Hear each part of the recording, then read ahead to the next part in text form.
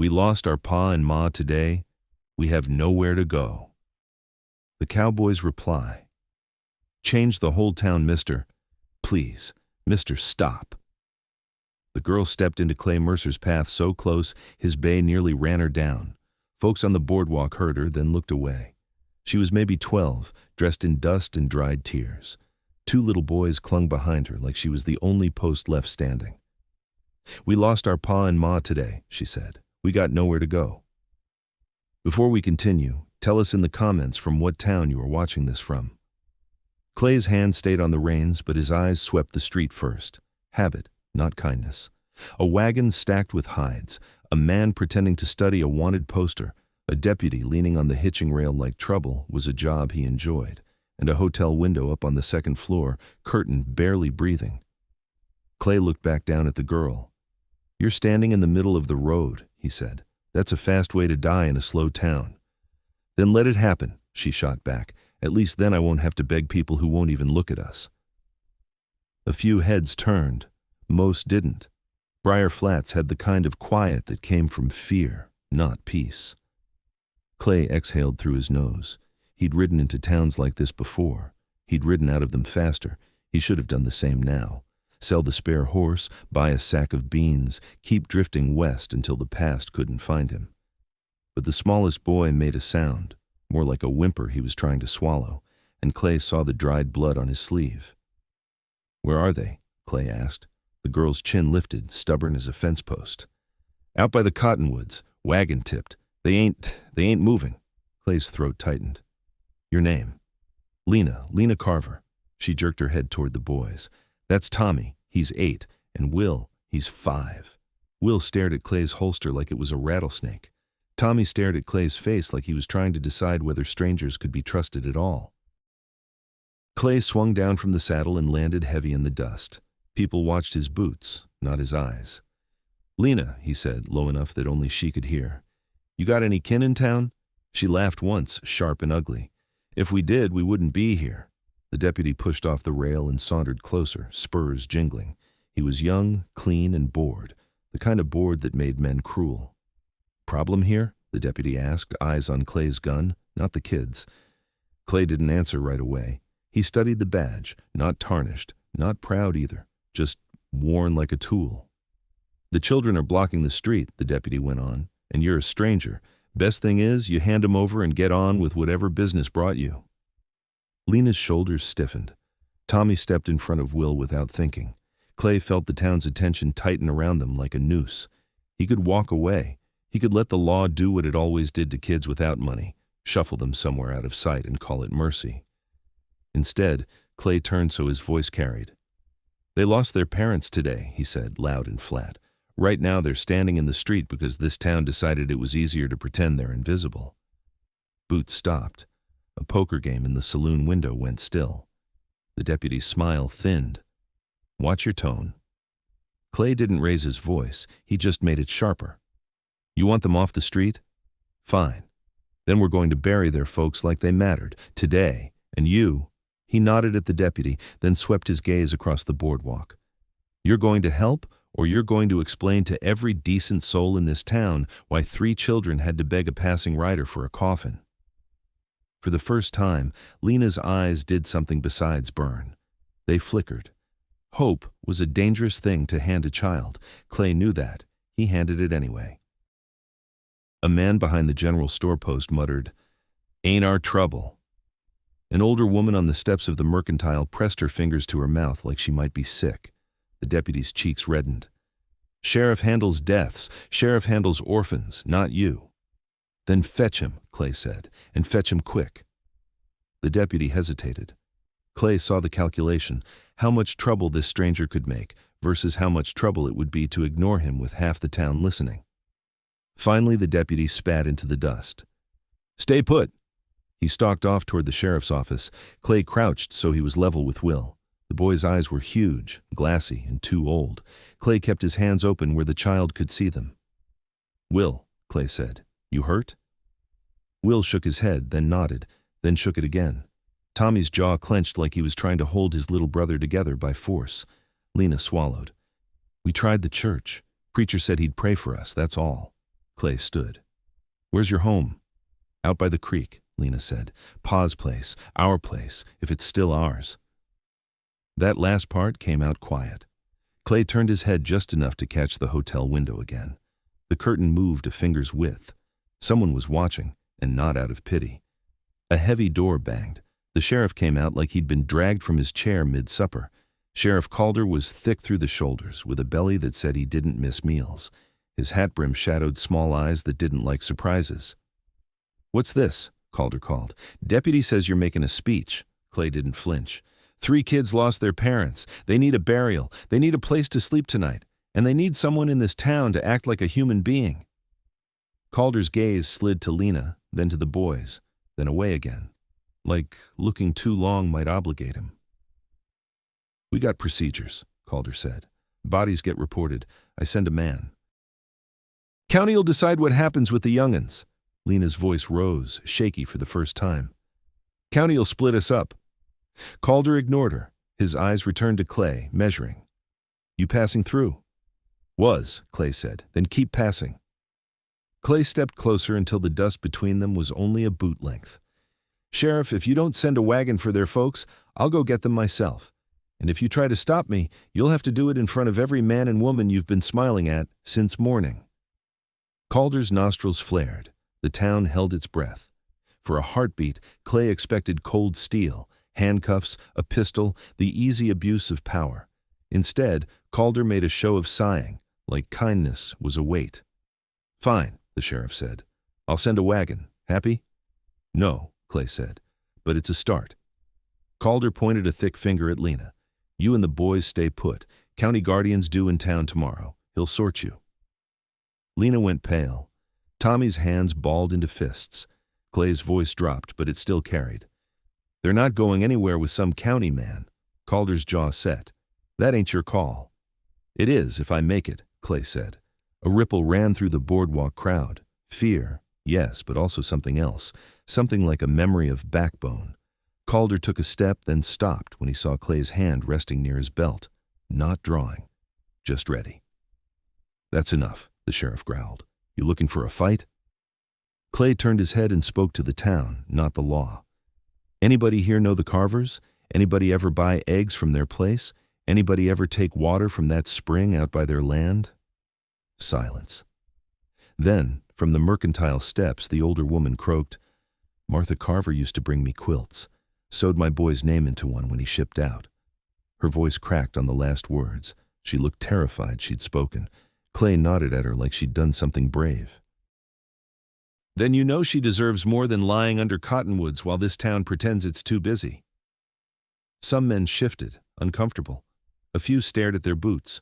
One man spat, not in anger, just to have something to do with his mouth. From the livery yard, a taller figure approached with the easy stride of someone who owned the ground he walked on. He wore a clean vest, a silver watch chain, and a hat that looked newer than the whole street. 2 riders drifted behind him, quiet and hard. Clay recognized the type before the face, the town's muscle, dressed up as respectability. The man smiled like he was offering a handshake. "Sheriff?" Calder's posture changed immediately. Less weight in his shoulders, more obedience. "Mr. Boone." Boone's eyes flicked to Clay. "Friend of yours?" "Never seen him," Calder said quickly. Boone turned to Lena, and the smile stayed, but his eyes didn't. "You Carver girl?" Lena nodded, chin high, hands shaking at her sides. "Sorry about your folks," Boone said, like he meant the words the way a man means rain, something unfortunate, not personal. "Your pa was stubborn." Clay felt heat crawl up his neck. "Who are you?" Boone's smile widened a fraction. "Name's Gideon Boone. I manage things for Mr. Silas Hargrove." That name landed like a rock in a bucket. Clay watched faces in the crowd tighten. Some women gathered their children closer. Even the sheriff's mouth went dry. Boone tipped his hat at Clay. "And you are?" "Just a rider," Clay said. "Riders come and go," Boone said pleasantly. "Trouble tends to stay." He stepped closer to Clay, lowering his voice so it sounded polite but carried edges. "Mr. Hargrove doesn't like spectacle, especially not on days when important men are in town."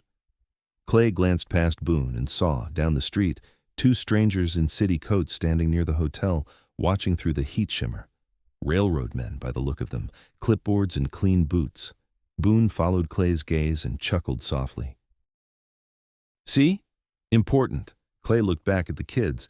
Will's lip trembled, and he tried to hide it by biting it.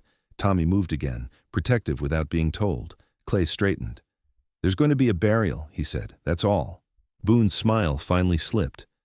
You don't understand. Those bodies out by the cottonwoods, they're on land that's under dispute. Lena's breath hitched. It's our land. Boone ignored her, eyes on Clay. Accidents happen on disputed land, and sometimes folks get hurt when they start asking questions. Clay felt his pulse settle, the way it did before a storm. If you've got something to say, he told Boone, say it so the whole town can hear you. Boone leaned in until Clay could smell tobacco and money. Here's what I'm saying, Boone murmured. Walk away. Let the sheriff handle it. Let the county man take the children, and you'll leave Briar Flats with your teeth in your mouth. Clay held Boone's stare. And if I don't? Boone's gaze flicked quick as a knife to Lena, then to Tommy, then to Will. Then you'll learn how small 3 kids can get when the world decides they don't belong in it. The air went so still, Clay could hear a fly circle the hitching post. Lena whispered, Mister, please. Clay's hand moved, not to his gun, but to his coat. He pulled out a worn leather purse and tossed it onto the boardwalk so it landed between the sheriff and Boone with a soft, final thud. That's for coffins, Clay said, and a preacher, and a wagon. Calder stared at the purse like it was a snake. Boone stared like it was an insult. Clay's voice lifted again, steady and clear. And if anybody tries to take these kids tomorrow, they're going to do it with me standing in the way. Someone in the crowd sucked in a breath. A man's boot scraped. A woman's quiet sob broke and got swallowed. Boone's face hardened. Sheriff, he said, and the friendliness was gone. Arrest this man. Calder hesitated, just a heartbeat, but it was there. Boone's hand dipped toward his coat. Clay saw it. Clay moved. His fingers curled around the grip at his hip, leather creaking, and the first inch of steel flashed in the sun when Boone's fingers disappeared under his coat like he was reaching for something that wasn't a handkerchief. Clay's revolver cleared leather in one smooth pull, not flashy, just final. He didn't aim at Boone's heart, he aimed at Boone's hand. Don't, Clay said. Boone froze with his smile half dead on his face. One of the men behind him shifted, and the town flinched as if it had been kicked. Sheriff Calder's voice cracked. Put that away, Mercer. Clay didn't look at the sheriff. His eyes stayed on Boone's coat front, watching for the twitch that meant iron was coming out. Boone's hand slid out slow, empty, palm up like he was making a point. Look at that, he said softly. A stranger rides in and points a gun at a man who's only trying to help some orphans. Clay's thumb eased the hammer back until it clicked, and the sound cut through the heat like a blade. You weren't reaching for help. Boone's eyes flicked to the children. Lena had gone very still, like a hunted thing pretending to be a rock. Tommy's fist was wrapped in Will's shirt, knuckles white. Will's mouth hung open, silent, his breath quick and thin. Boone lifted both hands now, moving slow. Sheriff, are you going to let this continue? Calder swallowed. The deputy hovered a few steps back, torn between the badge and the truth he could feel in his ribs. Clay spoke without raising his voice. Sheriff, you said you'd send a wagon for their folks. Do it. Calder's jaw worked. Fine, but you put that gun away. Clay held Boone for one more breath, then lowered the barrel a fraction, not holstered, just lowered. Boone's gaze hardened. You're making enemies you don't know how to survive. Clay's mouth didn't move much when he answered. I'm not the one threatening children in daylight. A woman on the boardwalk made a small sound, like a prayer breaking. Someone else shut a door that had been open all morning. Boone's smile returned, colder than before. You want a burial? He said, voice almost friendly again. Have your burial. But understand something, Ryder. Briar Flats doesn't belong to you. It belongs to men who built it. Clay finally looked away from Boone and looked at the street, at the faces that wouldn't meet his eyes, at the fear tucked behind every post and window. Then it's built wrong, Clay said. He slid the revolver back into its holster, slow enough for everyone to see it wasn't weakness, just choice. The tension didn't leave. It just moved into the cracks. Clay turned to Lena. "Come on." Lena didn't move at first. "They'll take us," she whispered. "They always—" Clay bent down until he was close enough that only she could hear him. "Not today." Tommy stepped in beside her like he'd decided he'd rather die than let go. Will reached up and caught Clay's sleeve with 2 fingers, as if touching him made him reel. Clay led them off the street and toward the livery yard without looking back. He could feel Boone's eyes on his spine like a brand. At the livery, an old stableman with a face like sun-baked leather leaned out of the tack room. He watched the kids, then Clay, then the street behind them. "You aiming to get yourself killed?" the old man asked. Clay took out the worn purse again and peeled off bills until the old man's eyebrows lifted. "I need a wagon and a mule, now, and I need you to forget you saw me." The stableman's gaze slid to Will's bloodied sleeve. Something shifted in his jaw. "Name's Jed," he said, "and I can't forget what I already seen." Clay held the money out anyway. "Then remember you took it." Jed didn't take it right away. "Sheriff won't like it." "Sheriff can write it himself," Clay said. Jed finally snatched the bills and stuffed them into his vest. "You bring it back with my mule breathing." Clay nodded once. "You'll get it back." Jed turned, barking orders at a boy to harness a mule, to clear a small wagon, to stop standing there like a stump. In minutes, the livery yard came alive with reluctant motion. Clay helped Lena climb onto the wagon seat. She tried to protest. She didn't want to sit while her parents lay out in the heat, but her legs were shaking too hard to argue. Tommy climbed up behind her. Will hesitated until Clay lifted him like he weighed nothing and set him between his siblings. Clay took the reins and clicked the mule forward. They rolled out of Briar Flats under a dozen watching eyes. Some were curious, some were hateful, most were afraid. At the edge of town, Clay glanced back once. Gideon Boone stood in the middle of the street like a man who owned the horizon. Sheriff Calder stood a step behind him like a man who borrowed his authority. And up in the hotel window, the curtain shifted again, the watcher still hiding. Then the buildings fell behind them, and the land opened into scrub and cottonwoods, the kind of wide quiet that could either heal you or swallow you. Lena kept her gaze forward, locked. "It's not far," she said. "Pa said the cottonwoods were good shade. He said if anything ever happened, we'd find him there." Her voice broke on the last word, and she bit it off like it tasted bad. Clay didn't fill the silence with comfort. Comfort was cheap. He kept the wagon steady and watched the dirt for tracks. Half a mile out, he saw them, fresh hoofprints in the wagon ruts behind them, just off to the side, trying to keep distance. Someone was following, not hiding well enough for Clay to miss it, just well enough to deny it later. Clay didn't react.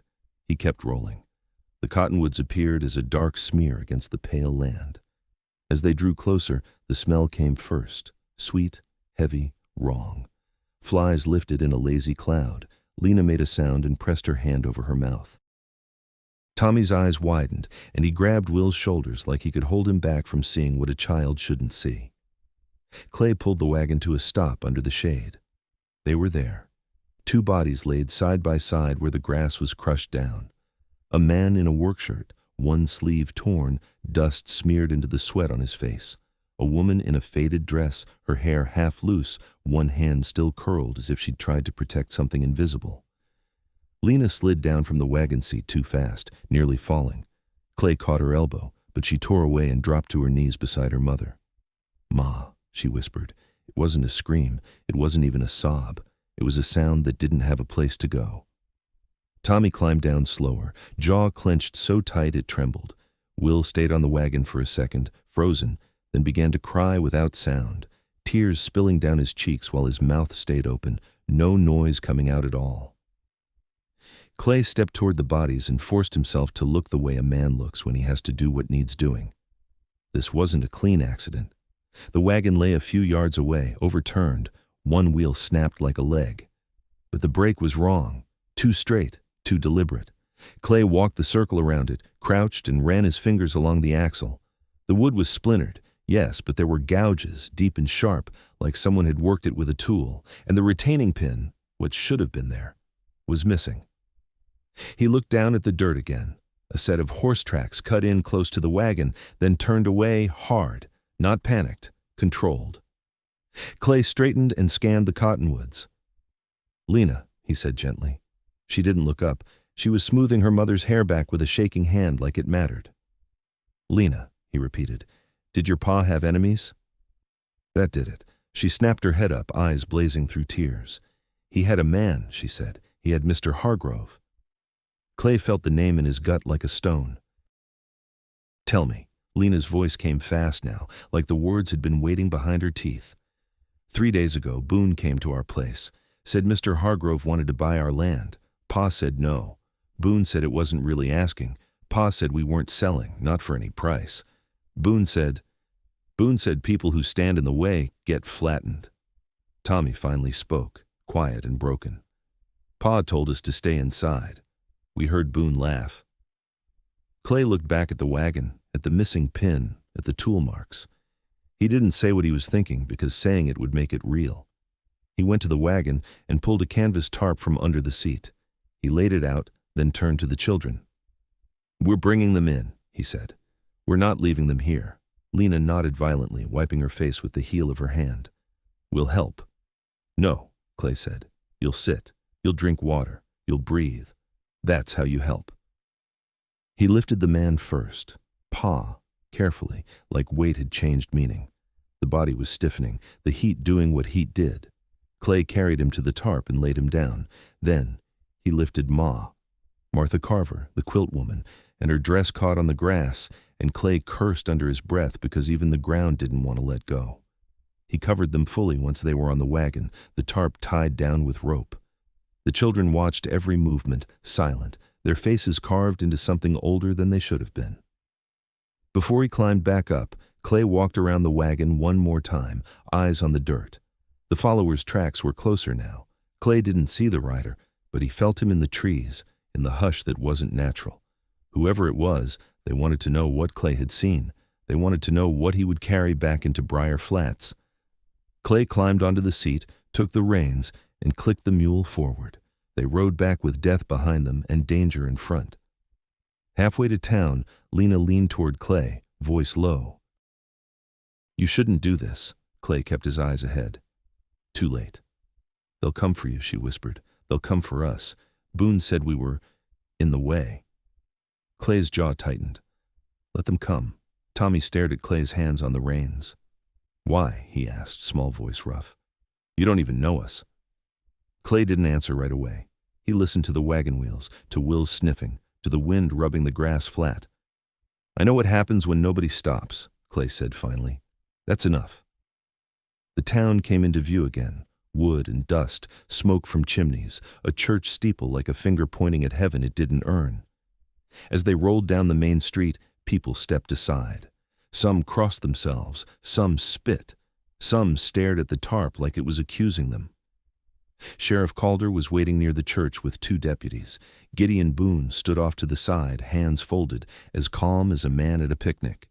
Clay pulled the wagon to a stop and climbed down. Calder approached first, trying to look official, trying not to look guilty. You brought them in. Clay didn't blink. Open the church. Calder's eyes slid away. Preacher's got orders. Clay's voice went flat. From who? Calder cleared his throat. From what's proper. Boone spoke from the side, smooth as oil. You don't just drag bodies into God's house, Ryder. Clay turned toward Boone. Watch me. Boone's smile didn't reach his eyes. Sheriff, this is exactly what I warned you about.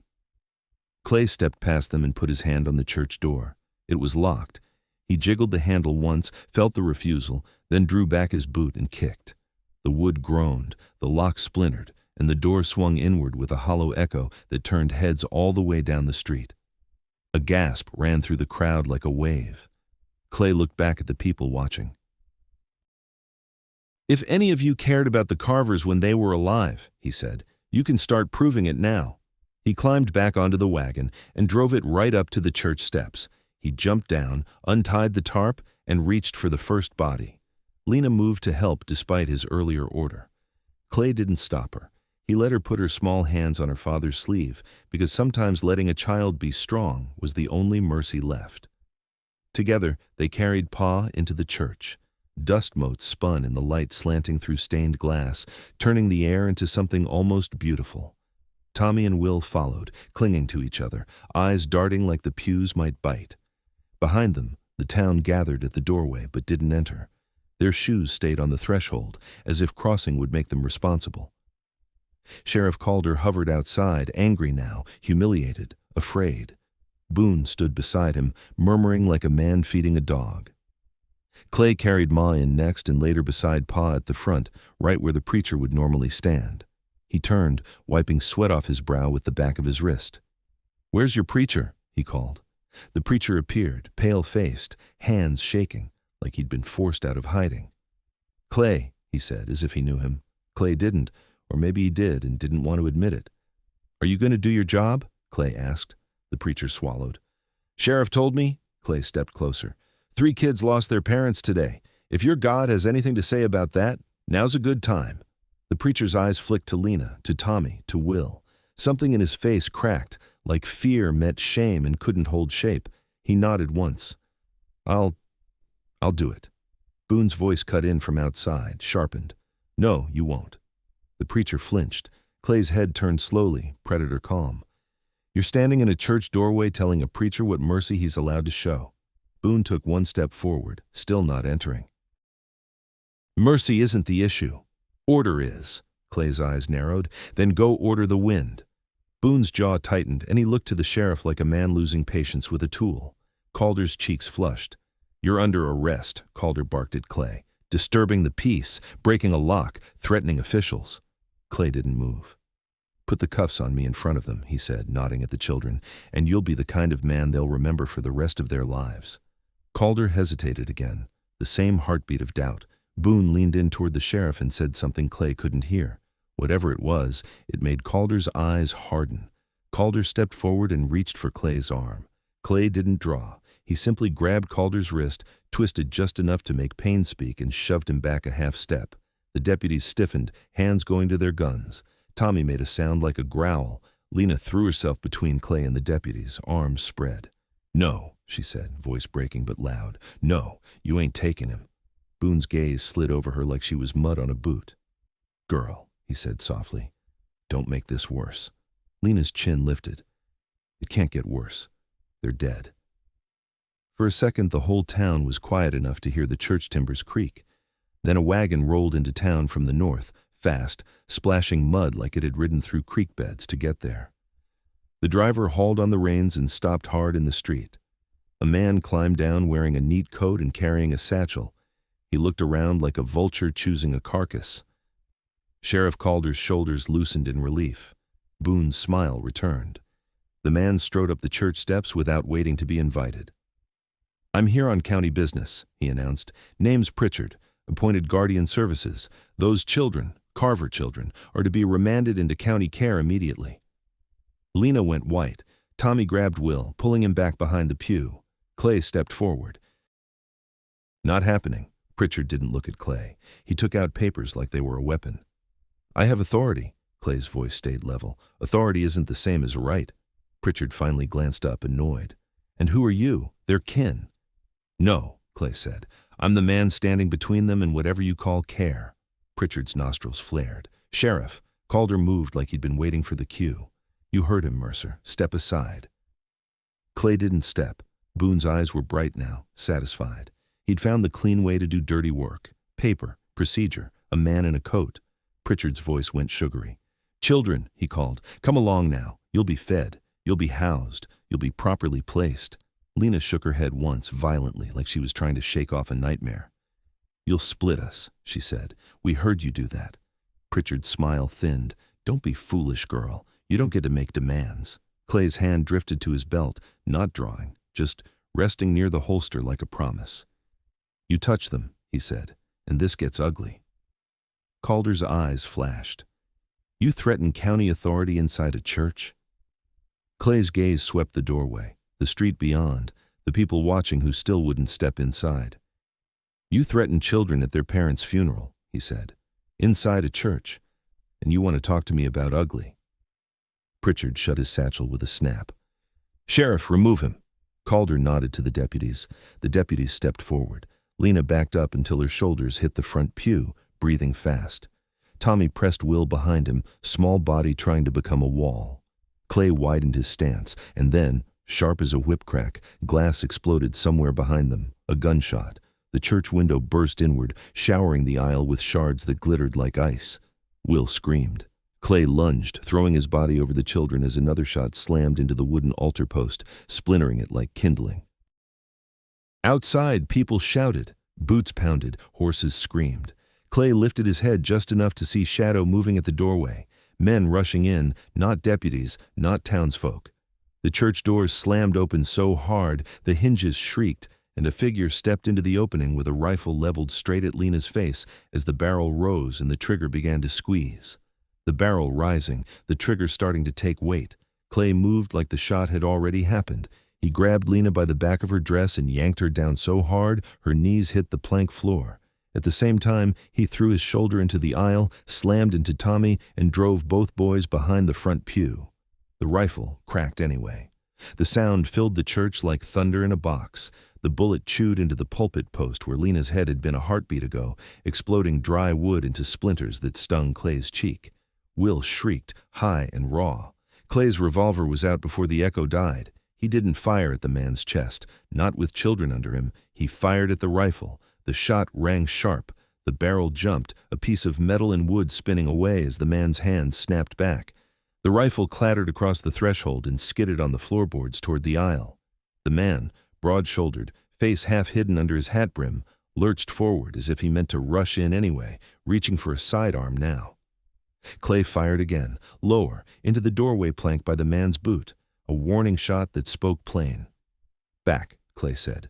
The man hesitated just long enough for Clay to see him clearly. Not a deputy, not a townsman. Clean shirt under a dusty coat, gun belt worn like he'd earned it. The kind of man hired to do violence without getting his employer's hands dirty. Outside, voices exploded. "What in God's— Shots! Hargrove's men!" Boots pounded. A horse screamed. Someone knocked hard into the church doorframe from the street side, trying to see, trying not to be seen. The rifleman's eyes flicked past Clay to the children huddled behind the pew. He made a decision. He lunged anyway. Clay shot him in the shoulder. The impact spun the man sideways, slamming him into the doorframe hard enough to rattle the hinges. He grunted, teeth clenched, then stumbled back out into the sun, leaving a smear of blood on the wood as he disappeared into the crowd. Clay was on his feet instantly, revolver up, scanning the broken window, the doorway, the street beyond. One shooter, maybe more. The glass was still raining in little tinkling pieces. Sheriff Calder burst into view at the doorway, face white, deputy at his side with a pistol half drawn. Gideon Boone stood one step behind them, calm as if he'd been waiting for exactly this to happen. Calder bellowed, "Mercer, put it down!" Clay didn't lower his gun.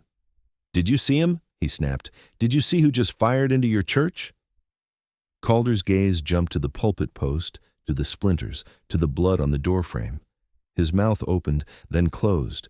He looked out toward the street like he was afraid of what he'd find there. Boone filled the gap with smoothness. "Terrible," he said, voice loud enough for the crowd outside to hear. "Absolutely terrible. A stranger brings chaos into town, and now bullets fly in God's house." Clay's eyes cut to Boone. "That man came in with a rifle leveled at a child." Boone spread his hands. "And yet the only man who fired inside the church was you." Clay felt the town shifting outside, trying to decide what it had just witnessed. That was Boone's gift, turning truth into fog. The preacher stumbled forward, shaking, staring at the splintered pulpit as if the wood had bled. "He shot at the girl," the preacher rasped. "I saw it. He aimed at her." Boone's head tilted, almost sympathetic. "Reverend, you're upset. You're confused." "I'm not confused," the preacher snapped, surprising even himself. "I'm ashamed. And I'm not confused." A murmur rolled from outside the doorway. The crowd pressed closer. Shoes crossed the threshold now. Not many, but enough. Clay crouched behind the pew again. Will was curled into a ball, face buried in Tommy's shirt.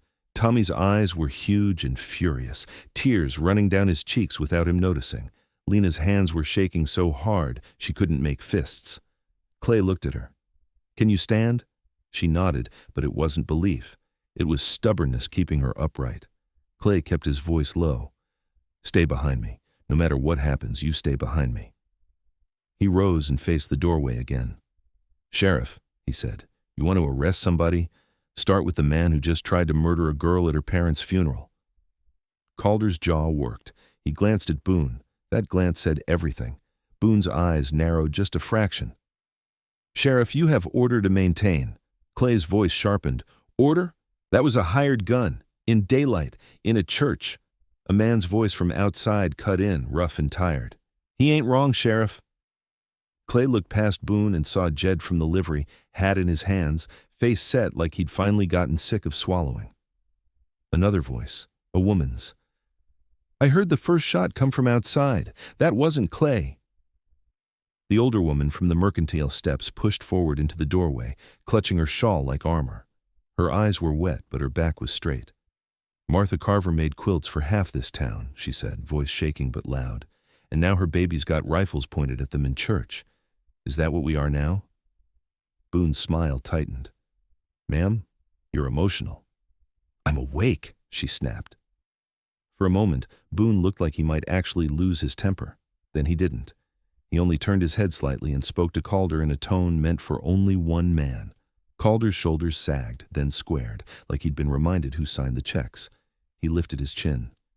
"Everybody out," the sheriff said, barking it. "This is a crime scene. Reverend, you'll hold off any service until I say so." The preacher stared at him. "These children—" "I said out," Calder repeated louder, pushing authority like a weight. People backed up, reluctant. Some stayed. Jed stayed. The older woman stayed. A few more hovered just inside the doorway now, not quite brave, but not willing to vanish anymore. Clay didn't move. "You want us out?" he said. "Then open the churchyard and let us bury them." Boone's eyes slid to the covered bodies and back. "Bury them," he allowed, as if granting a favor. "Quick, quiet, and then you'll do what the county says about those children." Clay held Boone's stare. "We'll see." Boone's mouth curved, cold. "You will." The preacher's hands trembled as he stepped to the front, standing between the bodies and the town like a man finally remembering what his collar was for. He didn't wait for permission. He didn't ask the sheriff again. He began to speak. His words were simple, no poetry, no fancy scripture, just the plain truth, that two people had lived, worked, and loved their children, and that no fear in this town was big enough to erase that. Clay didn't listen to every word. He watched faces. He watched Boone. He watched Calder. He watched the deputy's hands. When the preacher finished, he looked down at Lena, Tommy, Will. "I'm sorry," he whispered, and he meant it like it was a confession. The town finally moved. Two men stepped forward to help lift Pa. Another reached for Ma. The older woman brought a quilt, hands shaking, and laid it gently over Martha Carver's shoulders before the body was carried out. Lena walked behind, jaw clenched, refusing to let her legs buckle. Tommy held Will's hand so tight the little boy's fingers went white. Clay walked with them, gun still at his hip, eyes never leaving Boone. They carried the bodies to the small cemetery behind the church, where the ground was hard and the grass thin. Men found shovels. The sound of steel-biting earth filled the air. Each scrape sounded like a debt being paid. Boone stood at the edge of the yard, watching like a man attending a business meeting. Calder stood beside him, sweating under his hat brim. Clay helped dig. The dirt fought them. Clay's shoulders burned. He didn't stop. When the holes were deep enough, they lowered Pa first, then Ma. Lena made a sound that wasn't quite a sob and dropped to her knees at the edge of the grave, fingers clawing the dirt as if she could hold them there. Tommy stared down and didn't cry. Will cried enough for both of them now, clutching the preacher's sleeve. The older woman stepped forward and placed the quilt into the grave, folded so Martha's hands would touch it. "You made warmth for my boy," she whispered. "I won't let you go cold." Then dirt fell. Shovels thudded. The sound grew steady, relentless.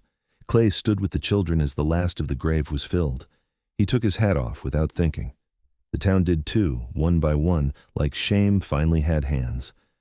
Boone didn't remove his hat. When it was done, Clay looked at the mound of earth, then at Lena. "You hungry?" he asked softly. She blinked at him as if the question didn't make sense in a world where this had happened. We haven't eaten since yesterday." Clay nodded once. "You will." Boone's voice slid in from the side. "They'll eat in county care." Clay turned slowly. "They'll eat with me." Calder stepped forward, trying to swell with authority again, now that the dirt had been packed down, and the crowd's courage might shrink back into its usual place. "Mercer, you heard the county man. Guardian Services is appointed. Children without kin go with him." Clay's eyes flicked to the street beyond the churchyard. Pritchard stood there near his wagon, neat coat dusted but unbothered, papers in hand, watching like a man waiting for livestock to be delivered. Two riders idled near him, one of them with his arm held awkwardly, blood soaking his sleeve. The rifleman. He'd been patched up quick. Too quick. Boone's men moved like they'd rehearsed. Clay's stomach tightened. "That's him," Clay said, loud enough for Jed and the older woman to hear. "That's the man who fired into the church." Boone's face didn't change. "You shot him," Boone said.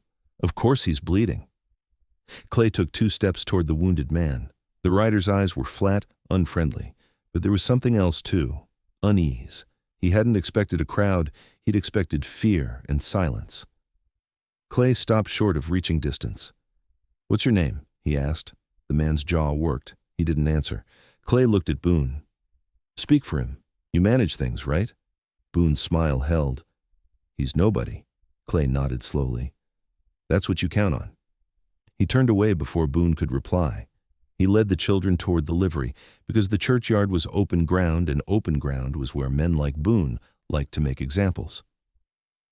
As they crossed the street, Clay felt eyes on them from every direction. Some were sympathetic now, some were resentful. Most were frightened in a new way, because if rifles could be raised in church, then nowhere was safe. Jed met Clay at the edge of the livery yard. "You can't keep him in the open," Jed muttered. "Boone's fixing something." Clay kept walking. "I need one night," Clay said. "Just one night where nobody can touch them." Jed's face tightened. "I got a loft. Hay and dust. Better than jail." Clay nodded. "We'll take it." Lena halted, turning back toward the church for one last look at the fresh graves. Her shoulders shook. Then she faced forward again, like she'd nailed her grief shut. Clay got them into the tack room first, then up a narrow ladder to the hayloft. Jed's boy brought a bucket of water and a chunk of bread that was half stale. Tommy took it without speaking. Will ate like a starving animal, quiet now, eyes still too wide. Lena didn't eat. She sat with her back against the wall, staring at nothing. Clay crouched beside her. "I'm going to ride out to your place," he said. "Not tonight. Right now. I need to see what's there." Her eyes snapped to his. "Why?" "Because if they want you that bad, there's a reason," Clay said. "And it isn't kindness." Lena swallowed. "Pa said never let anyone see the papers. He said if anything happened." "What papers?" She looked down at her hands. "He had a deed. And something about the spring. He said the spring was the only thing keeping us. Ours." Clay felt a slow burn rise in his chest. "That spring on your land?" Lena nodded. Clay had seen wars started over less than water. Jed climbed into the loft far enough to talk without being heard below. "You ride out now, you'll be followed," he warned. "I already am," Clay said. Jed's eyes narrowed. "Then why go?" "Because if I wait, whatever Boone wants from that place will disappear," Clay said. Jed exhaled hard. "I'll saddle you a fast one." Clay stood. "Keep them here. Don't open that door for anyone. Not the sheriff, not the preacher, not me if I come back without the right knock." Jed blinked. "The right knock?" Clay leaned closer. "Two slow, one fast, that's me." Jed nodded once, grim. Clay descended the ladder and stepped into the yard. He didn't look toward the street. Looking meant acknowledging. He simply walked to the stall where Jed had the fastest gelding, black, tight-muscled, nervous. As Clay swung up, he felt the prickling certainty on the back of his neck. Someone was watching. He rode out of Briar Flats in the late afternoon, the sun turning the dirt road into fire. He kept his pace steady, not too fast, not too cautious. He watched the scrub for movement. He listened for hoofbeats behind him that didn't belong. A quarter-mile out, he saw them, riders on the ridgeline, keeping distance, 3 of them, maybe 4. Boone didn't have to hide now. Boone had the sheriff. Clay didn't go straight to the Carver place. He angled wide first, cutting through a shallow draw, doubling back under cottonwoods, then climbing a low rise that gave him a view of the homestead from the back. The Carver place sat quiet by the creek, small house, lean-to barn, split-rail fence. It should have looked like nothing worth noticing. Instead, the front door hung slightly open. Clay's jaw tightened. He dismounted under cover and moved on foot, gun in hand but low, using the fence as a line of concealment. The yard was trampled, fresh boot prints, fresh horse droppings near the porch, not an accident. He approached the house, breathed once, and pushed the door open with his boot. Inside was chaos, drawers dumped, bedding ripped, a chair overturned, floorboards pried up in 2 places. Someone had been searching with purpose and with anger. Clay moved room to room, eyes scanning corners, listening for breath. Nobody inside. But the air still held the smell of men who'd been there, sweat, tobacco, cheap whiskey. He found the pantry shelf tipped, jars smashed. In the small bedroom, the mattress had been cut open. In the corner by the hearth, someone had scraped at the stone, looking for a hidden cache. Clay knelt and ran his fingers along the hearth edge. No loose stone. Whoever hid something here had hidden it better. He stepped back into the main room and forced himself to think like a man with children to steal and land to take. Where would a father hide papers so they didn't get burned, soaked, or stolen in a casual search? Clay's gaze landed on the ceiling beam above the kitchen table. A thick beam with old hooks for hanging meat and a loose knot in the wood that looked wrong. He dragged the chair under it, stood and reached up. The knot wasn't a knot. It was a plug, shaved and stained to match. Clay eased it out with his knife. A tin box slid into his palm, heavier than it looked. He didn't open it yet. He climbed down, tucked it inside his coat, and stepped back toward the door. A sound outside froze him. Hoofbeats, close, fast, not the slow watching distance from earlier. These were coming straight in. Clay moved to the window and peered out through a crack in the curtain. 3 riders swept into the yard. One had his arm bandaged, the rifleman. Another was Boone's kind of man, straight-backed, clean-faced, eyes dead. The third wore a deputy's hat. They dismounted like they owned the place. The deputy called out loud, "Mercer, sheriff wants a word." Clay's lips barely moved. "Sheriff wants me out here where he can say I reached." The clean-faced man laughed. "Come on out, Ryder. We don't bite." The rifleman spat into the dirt and shifted his bandaged arm. "He does," he muttered, voice bitter. Clay backed away from the window and slipped out the back door into the scrub, moving low, fast, using the creek bank as cover. He didn't run for the horse. He'd never reach it. He went for the fence line, then cut toward the barn. If they'd searched the house, they'd search the barn next. They'd look for him there. Clay didn't go into the barn. He circled it, climbed the fence, and dropped into the tall grass behind the corral where the ground dipped. He heard them enter the house. He heard boots on boards, a drawer yanked, a curse. The deputy's voice rose. "He was here. I see his tracks." The clean-faced man answered calm. "Then find him." Clay slid along the dip until he reached the far end of the yard where the land sloped down toward the creek. He moved through the water for 20 yards to break the dust trail, then climbed out under the willows. A shout went up behind him. "There!" someone yelled. A bullet snapped through willow leaves above Clay's head, slicing air. Clay didn't pause. He pushed through brush, reached the open ground, and sprinted for his horse. The horse spooked at the gunfire, whites showing.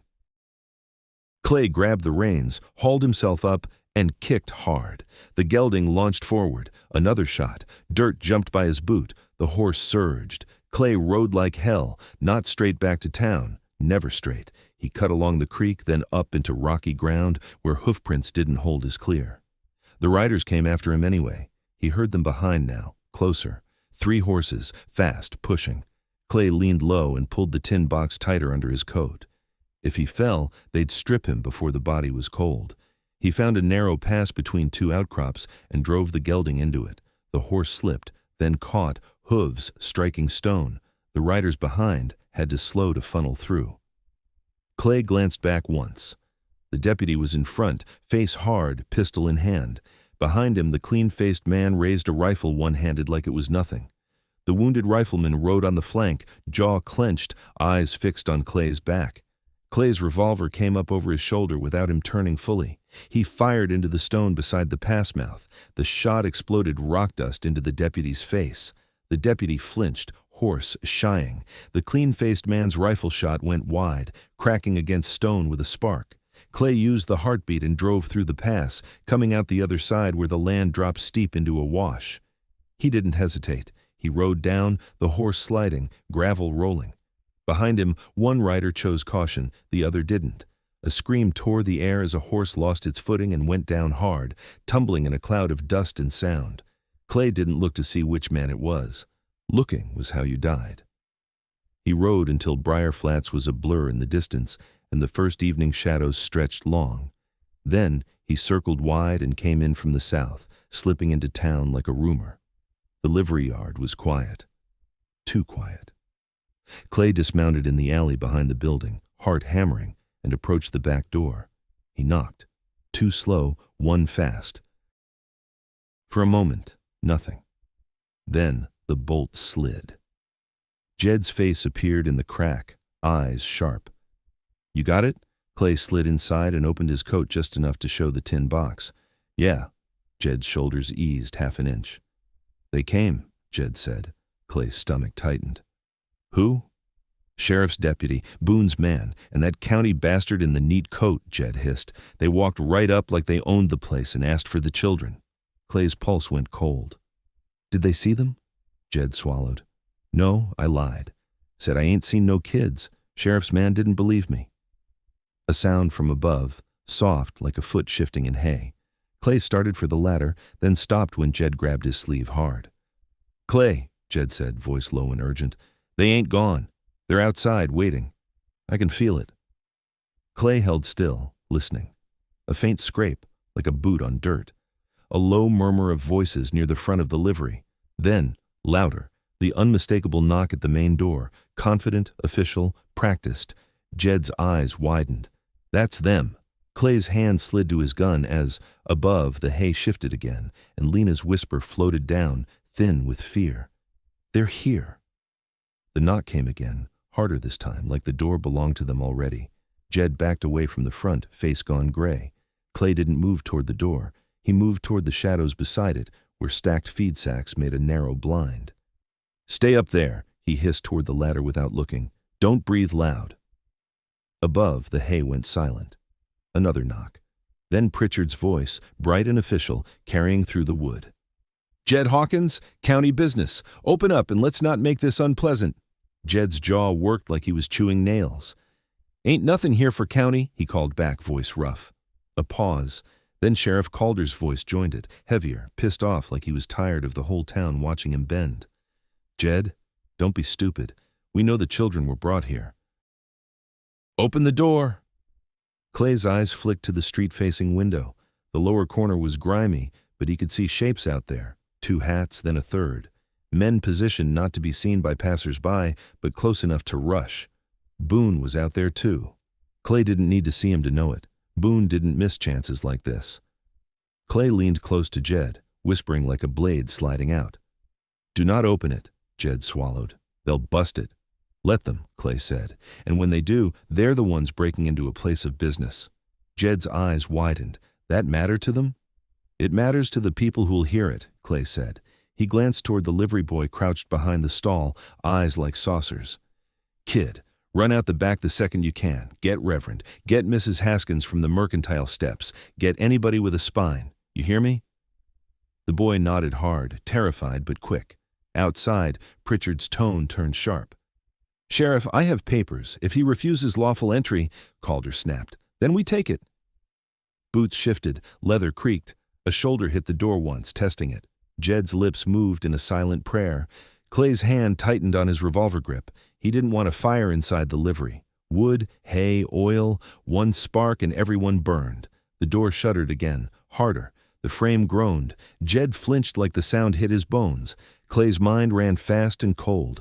If they busted in, they'd search. If they searched, they'd find the ladder. If they found the ladder, they'd find 3 children, and the whole town would watch them get dragged out. Boone wanted that. Boone wanted the picture of law taking orphans away from a dangerous stranger. Clay couldn't let Boone have a clean story. He grabbed Jed's shirt and jerked him closer. "How many doors you got?"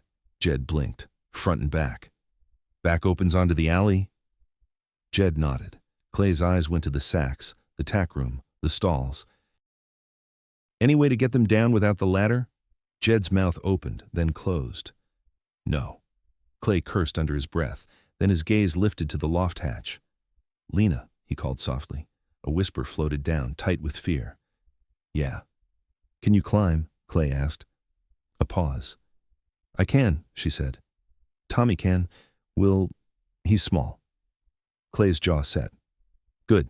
Listen to me. There's a window up there. Can you get it open?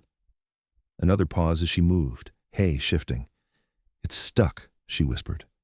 Try, Clay said. Use the hook on the beam if you have to. Outside, the door slammed with a full-body hit. The latch screeched. The wood cracked. Clay turned toward the back, motioning to the boy. Now, he breathed. The livery boy slid like a snake through the gap between stalls and disappeared out the back, feet whispering on dirt. Jed's eyes followed him like he was watching a son walk into gunfire.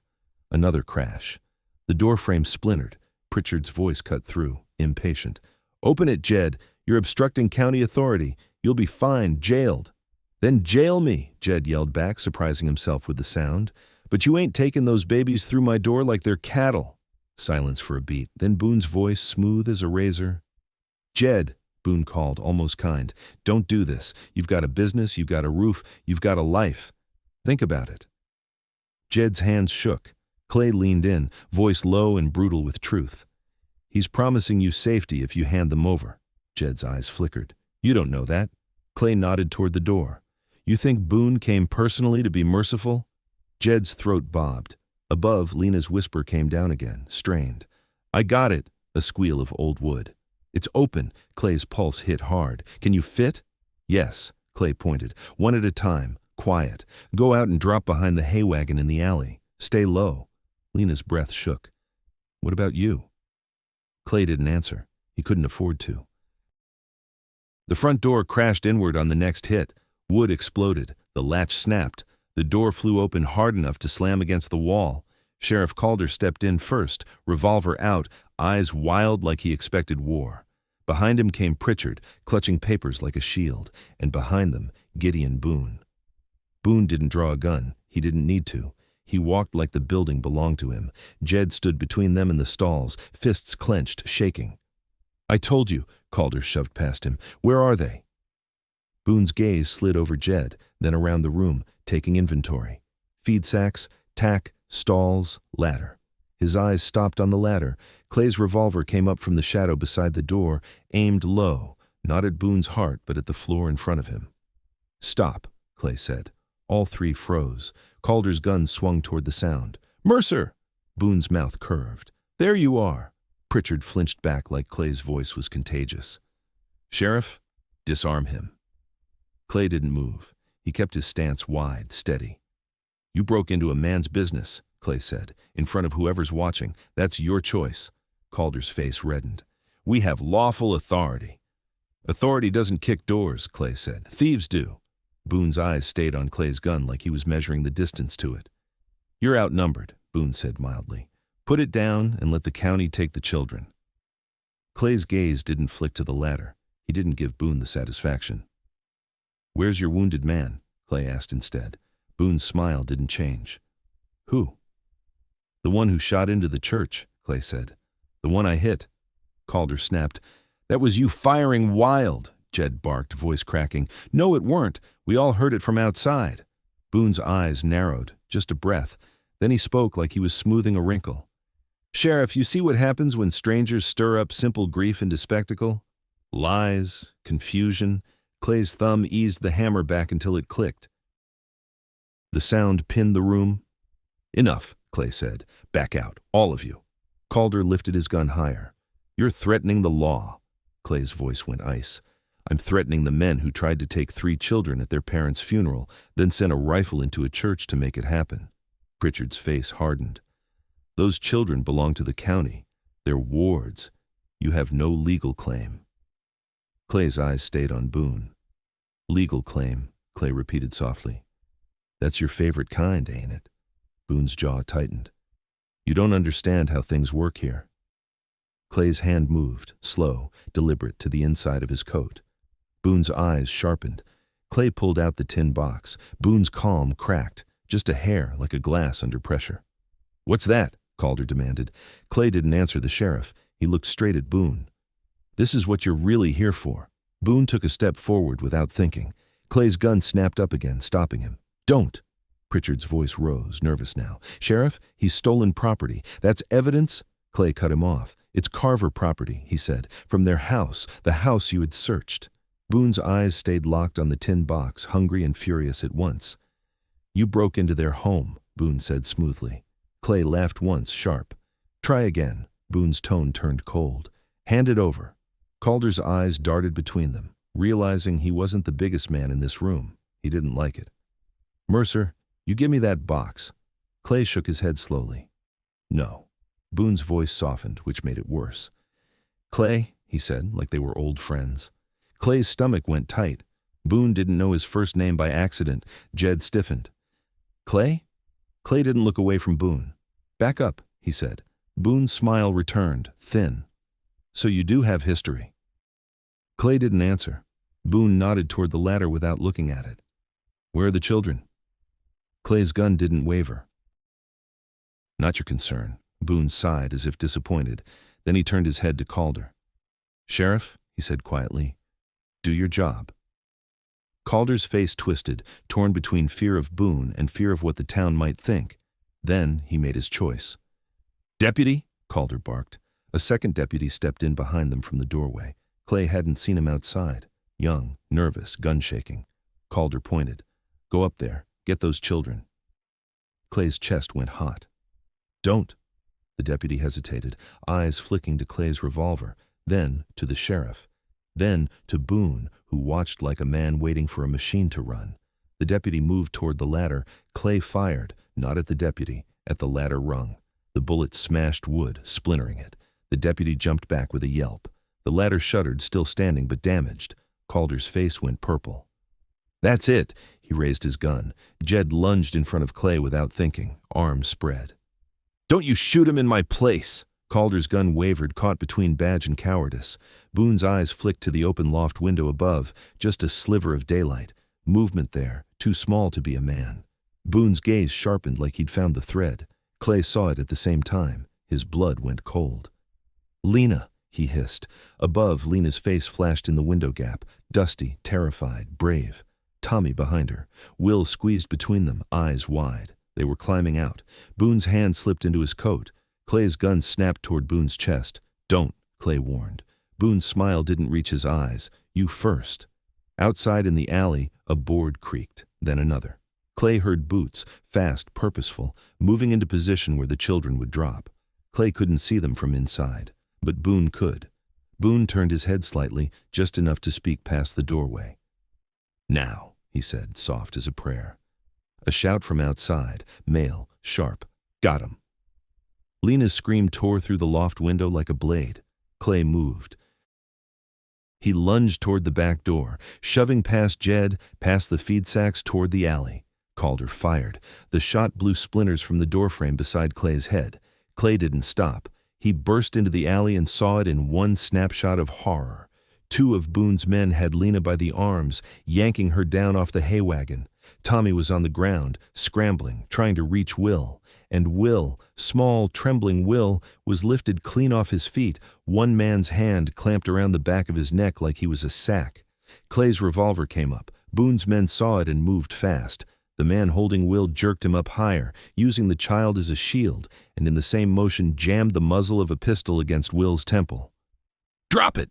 the man barked. Will's eyes locked on Clay's, huge and wet, and his little hands fluttered uselessly in the air. Clay froze mid-step, gun still raised. Lena fought, kicking, twisting, dirt spraying. "Let him go! Let him go!" Tommy lunged, grabbed the man's coat, and got backhanded hard enough to slam into the wagon wheel. Clay's voice came out low and deadly. "Put the gun down!" The man with Will laughed once, breathless. "You shoot, he dies." Behind Clay, boots poured into the alley. Calder, Pritchard, Boone, deputies. Boone stopped at the edge like he'd stepped onto a stage he owned. Boone looked at Will and sighed, almost bored. "This is unnecessary," he said. Clay's eyes burned into Boone. "Call your dogs off." Boone's gaze slid to the tin box still tucked under Clay's coat. "Hand me what you took," Boone said, "and the children walk away." Clay's hand tightened around the grip until his knuckles whitened. Lena's face was streaked with dirt and tears, but her eyes were clear on Clay, pleading without words. "Don't." Tommy's mouth bled. He tried to stand and couldn't. Will trembled so hard the pistol muzzle at his temple shook with him. Clay swallowed once, slow. He eased his left hand into his coat, fingers brushing the cold tin. Boone watched every inch of the movement, smiling now because he could taste the end. Clay pulled the tin box out, held it up where everyone could see it. Pritchard's eyes lit with greedy interest.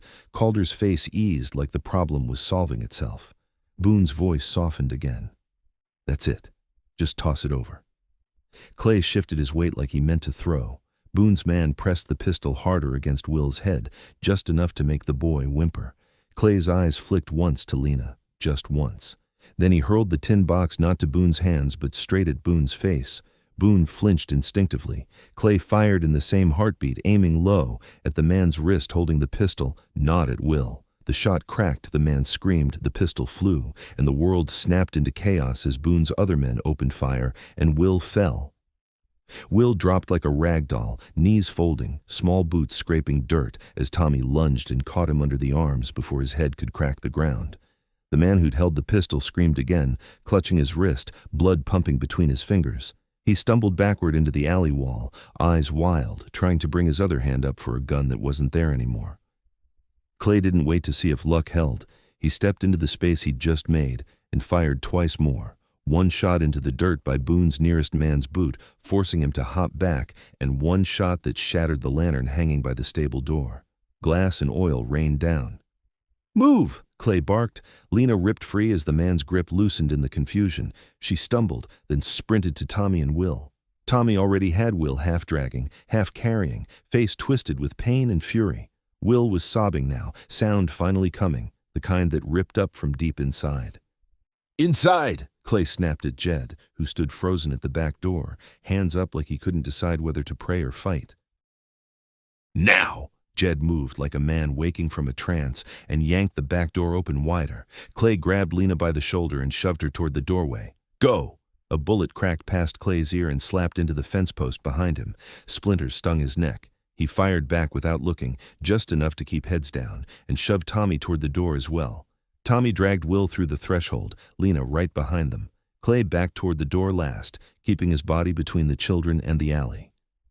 Sheriff Calder was shouting over the gunfire, words that didn't matter. Pritchard screamed something about assaulting an officer. Boone didn't yell at all. Boone just watched, eyes sharp, absorbing every angle like he was memorizing how to break Clay later. One of Boone's men raised a rifle from the alley mouth, bracing it against the corner of the building. Clay saw the sight line, straight through the back door. Clay fired fast and clean. The rifleman jerked as the bullet punched into his shoulder, spinning him into the wall. The rifle clattered. Clay slammed the door and threw the bolt across it, hands moving by instinct. Inside the livery, everything was suddenly too close. Wood, hay, oil, breath. Smoke curled from the broken lantern outside, creeping under the door in a thin ribbon. Jed's voice cracked. "You busted oil." "I know," Clay said. Above, the loft shifted again as the children scrambled back from the hatch. Will's crying turned panicked, choking, and Lena's voice snapped at him, trying to keep him quiet with pure force of will. Clay shoved Jed toward the tack room. "Get a bucket now!" Jed ran. Clay sprinted to the ladder, started up 2 rungs, then stopped, listening. Outside, boots pounded. Men shouted. Something heavy hit the front of the livery, trying the main door now. Boone wasn't done. He wasn't going to be done until he had what he wanted. Clay climbed into the loft, dropping low into the hay beside the children. Will was shaking so hard his teeth clicked. Tommy held him, both arms locked around his little brother like a vice. Lena's face was smeared with dirt and streaked with tears, but her eyes were still fierce, still tracking Clay like he was the only stable thing left. Clay crouched close. "We'll get hit?" he asked. Tommy shook his head fast. "No, he's just scared," Lena whispered. Clay nodded once. "Good. Scared means you're alive."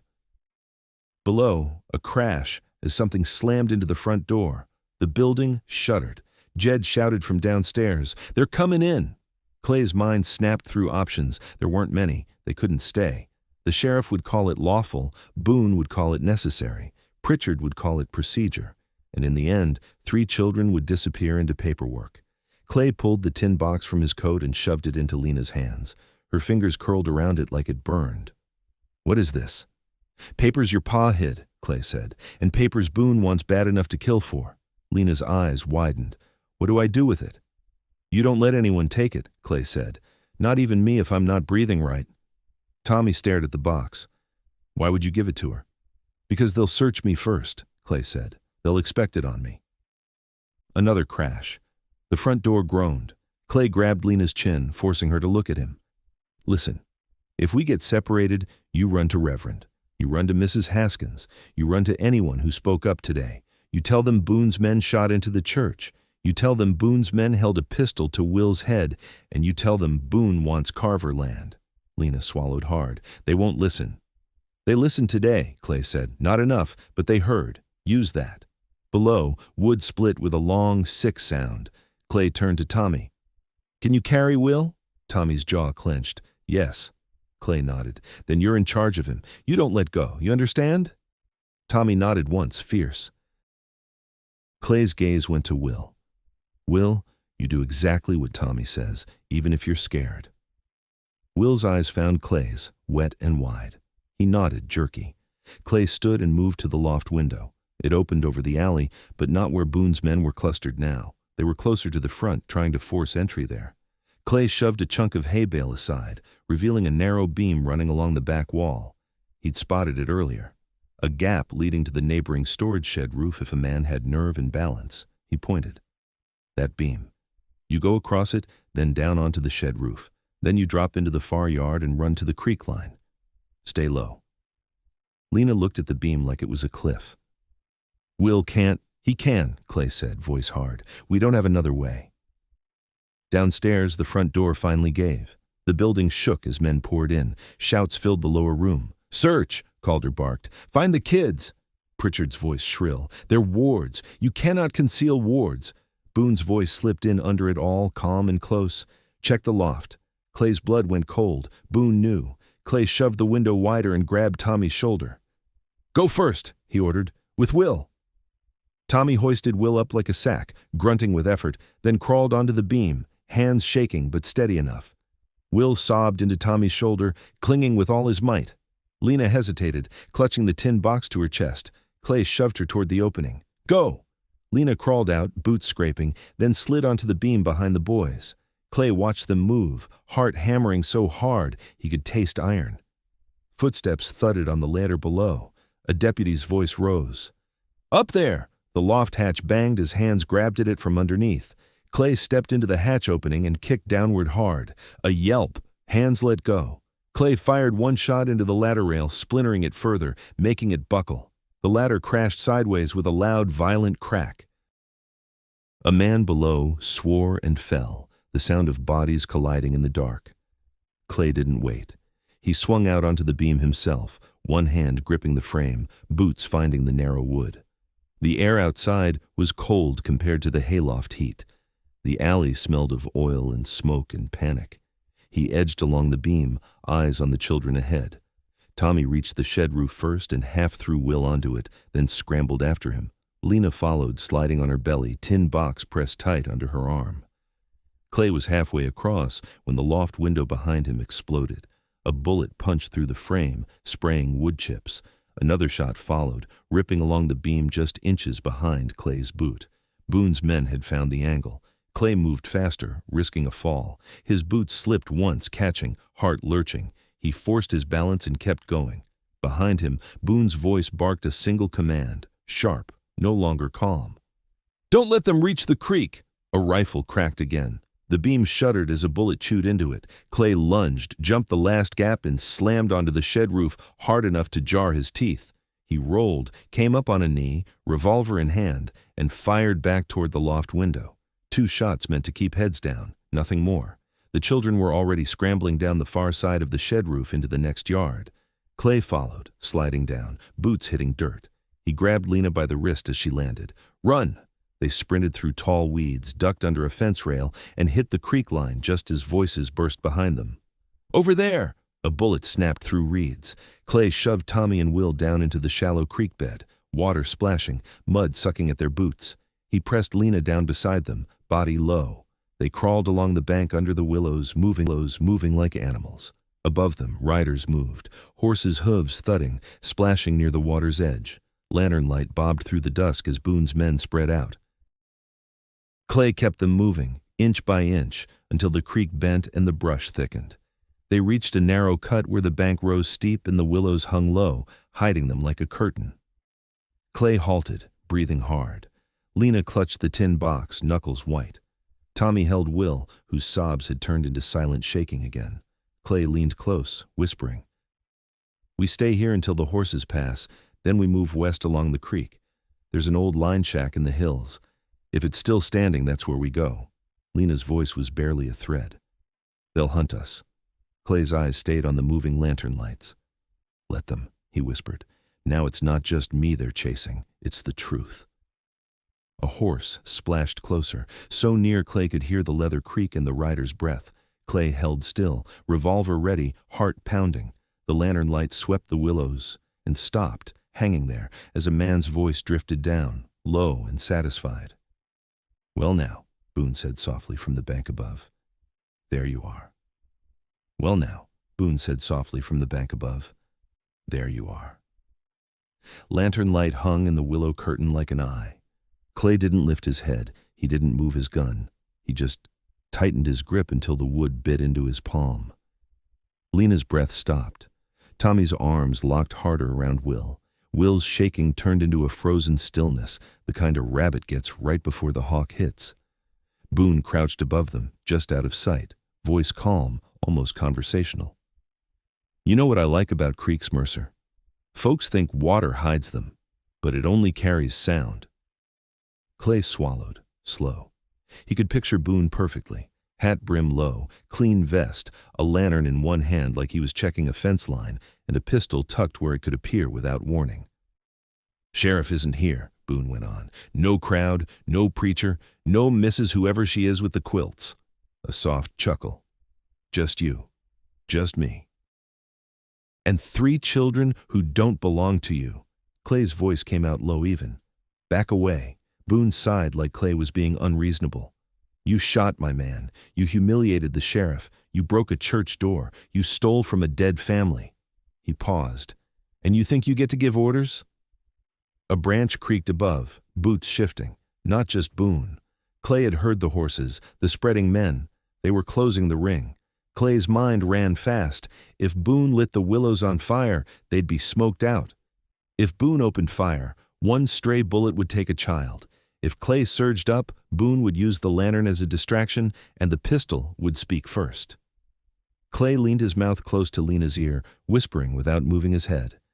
"When I say run, you take the boys and you go downstream. Don't stop. Don't look back." Lena's whisper came back thin and furious. "You'll die." "Maybe," Clay breathed, "but you won't." Above, Boone's tone shifted, less patient now, still soft. "Hand me the box, Clay. You're a practical man. You know what happens if I don't get it tonight." Clay didn't answer. Boone's voice dropped even lower, intimate. "I know what you are." That landed like a fist inside Clay's ribs. "You don't know anything," Clay said, a small laugh. "I know enough." Boone's boots scraped closer to the lip of the bank. "I know you didn't ride into Briar Flats by accident, and I know you didn't take up with these children out of charity." Clay's jaw clenched. He kept his eyes on the mud. Boone continued, savoring it. "You hear a girl say, 'We got nowhere to go,' and suddenly you're a man of conscience? That's new for you." Clay felt Lena's body tense beside him. Tommy's eyes flicked up, searching Clay's face in the dim. Boone leaned in above the willows, lantern light brightening the leaves. "Tell me," Boone said, "do they know who you used to ride for?" Clay's blood went cold, but his voice stayed steady. "Back away." Boone ignored him. "Do they know why you left? Do they know how many times you stood on a porch with a gun on your hip and told a family to pack before dark?" Lena's fingers tightened around the tin box until her knuckles went white. Tommy whispered, barely audible, "Clay." Clay's throat worked. He didn't look at the children. He couldn't afford the softness of it.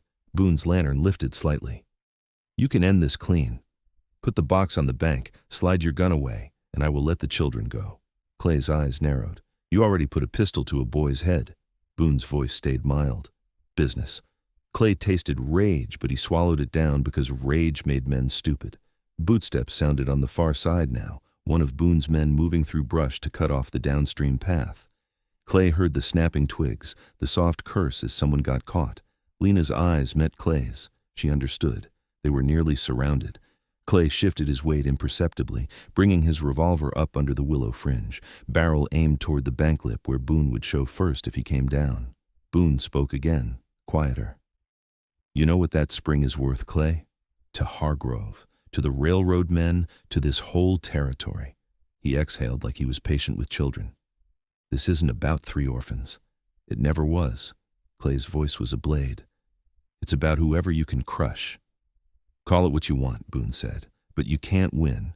You can only choose how much blood it costs." Clay's mind flicked. Line shack in the hills if they could reach it, but Boone's men were on the flanks now. Creek bed wasn't a road. It was a trough. Boone's boots moved again. Leaves rustled as the lantern dipped toward the willow curtain. Clay realized Boone wasn't asking anymore. Boone was coming down. Clay fired first. The shot exploded upward through the leaves, tearing a spray of willow and smoke. The lantern shattered with a sharp, glassy scream. Darkness slammed down, sudden and total, broken only by faint starlight and the pale smear of the creek. Boone cursed, short, furious. Clay didn't wait. He shoved Lena hard. "Run!" Lena grabbed Tommy's sleeve and Tommy yanked Will up. They splashed forward, stumbling through mud and water. Gunfire erupted along the bank, muzzle flashes strobing in the dark. Bullets cracked into the water, snapping up sprays like angry rain. Clay moved with them, half running, half sliding, staying behind, firing back toward the flashes to keep heads down. A bullet punched into the creek bank beside his knee, throwing mud into his face. Another tore through willow branches over Lena's head. "Down!" Clay roared. They ducked instinctively, bodies low. Will fell, water swallowing his cry. Tommy hauled him back up, choking, fighting not to lose grip. Clay fired twice, one flash, then another, aimed where he'd seen a rifle spark on the ridge. A man yelled in pain. They scrambled again, pushing downstream, the creek turning sharply left into thicker brush. For a heartbeat, Clay thought they'd made it. Then a figure stepped into the creek ahead, blocking the bend, silhouetted by starlight and a lantern held behind him. A Boone man, tall, rifle leveled. "Stop!" he barked. Lena froze. Tommy tried to swing Will behind him. Clay pushed past them before fear could anchor them in place. He stepped into the open water, revolver up, breath steady. The rifleman smirked. "Thought you could—" Clay shot him through the thigh. The man screamed and dropped, rifle splashing into water. Clay surged forward, grabbed the rifle before it sank, and hurled it into the brush so it clattered far away. "Move!" he snapped at the children. They stumbled past the wounded man, water to their ankles, then their shins. Behind them, Boone's voice cut through the dark, no longer soft. "Mercer, you want to play hero? Fine." A pause. Then, cold and clear, "Shoot the boy." Clay's stomach turned to ice. Will whimpered, not understanding the words, but sensing the poison in the tone. Gunfire erupted again. Closer now, not random, controlled. A line of men firing from the bank, trying to herd them like animals. Clay pushed them toward the left where the bank rose steep and the willows thickened into a wall. He spotted a narrow cut, a place where the creek undercut the earth, forming a shallow cave of roots and mud. "In there!" Clay shouted. Lena crawled into the root hollow first, dragging Will. Tommy followed, shoulders hunched, eyes wild. Clay dove in last, pressing his back against the wet earth, revolver up. Bullets slapped into the bank above, thudding into dirt and roots. The hollow filled with falling soil, the smell of fresh earth and panic. Will began to cry again, small and helpless. Lena shoved her hand over his mouth, not to hurt him, just to keep him alive. Her own tears ran silently. Clay listened. Boots approached along the top of the bank, careful now. Men didn't rush when they thought the prey was cornered. A voice above, one of Boone's men, called, "They're under here." Boone's voice answered, near and satisfied. "Good. Don't waste bullets. Smoke them." Clay's eyes snapped to Lena. "They'll light the brush," he whispered. Lena's lips trembled. "Then what?" Clay stared at the tin box under her arm. He made the decision before his heart could argue. He leaned close. "When I push you out, you run. You take the boys and you run up the far bank and into the sage. Don't follow the creek. Creek is a trap. Head for the hills. Find the line shack." Lena shook her head violently. "No." Clay's voice hardened. "Lena!" Tommy's voice broke. "What about you?" Clay didn't answer directly. "You keep that box. You don't open it. You don't show it to anyone unless you trust them with your life." Lena's eyes flashed. "I trust you." Clay's jaw tightened. "Then do what I'm telling you." Above, branches snapped. Someone was gathering dry brush. Clay could already smell it. Oil or pitch, something that would catch fast. Will's eyes rolled, terrified. Clay shifted forward in the hollow, testing the mud slope.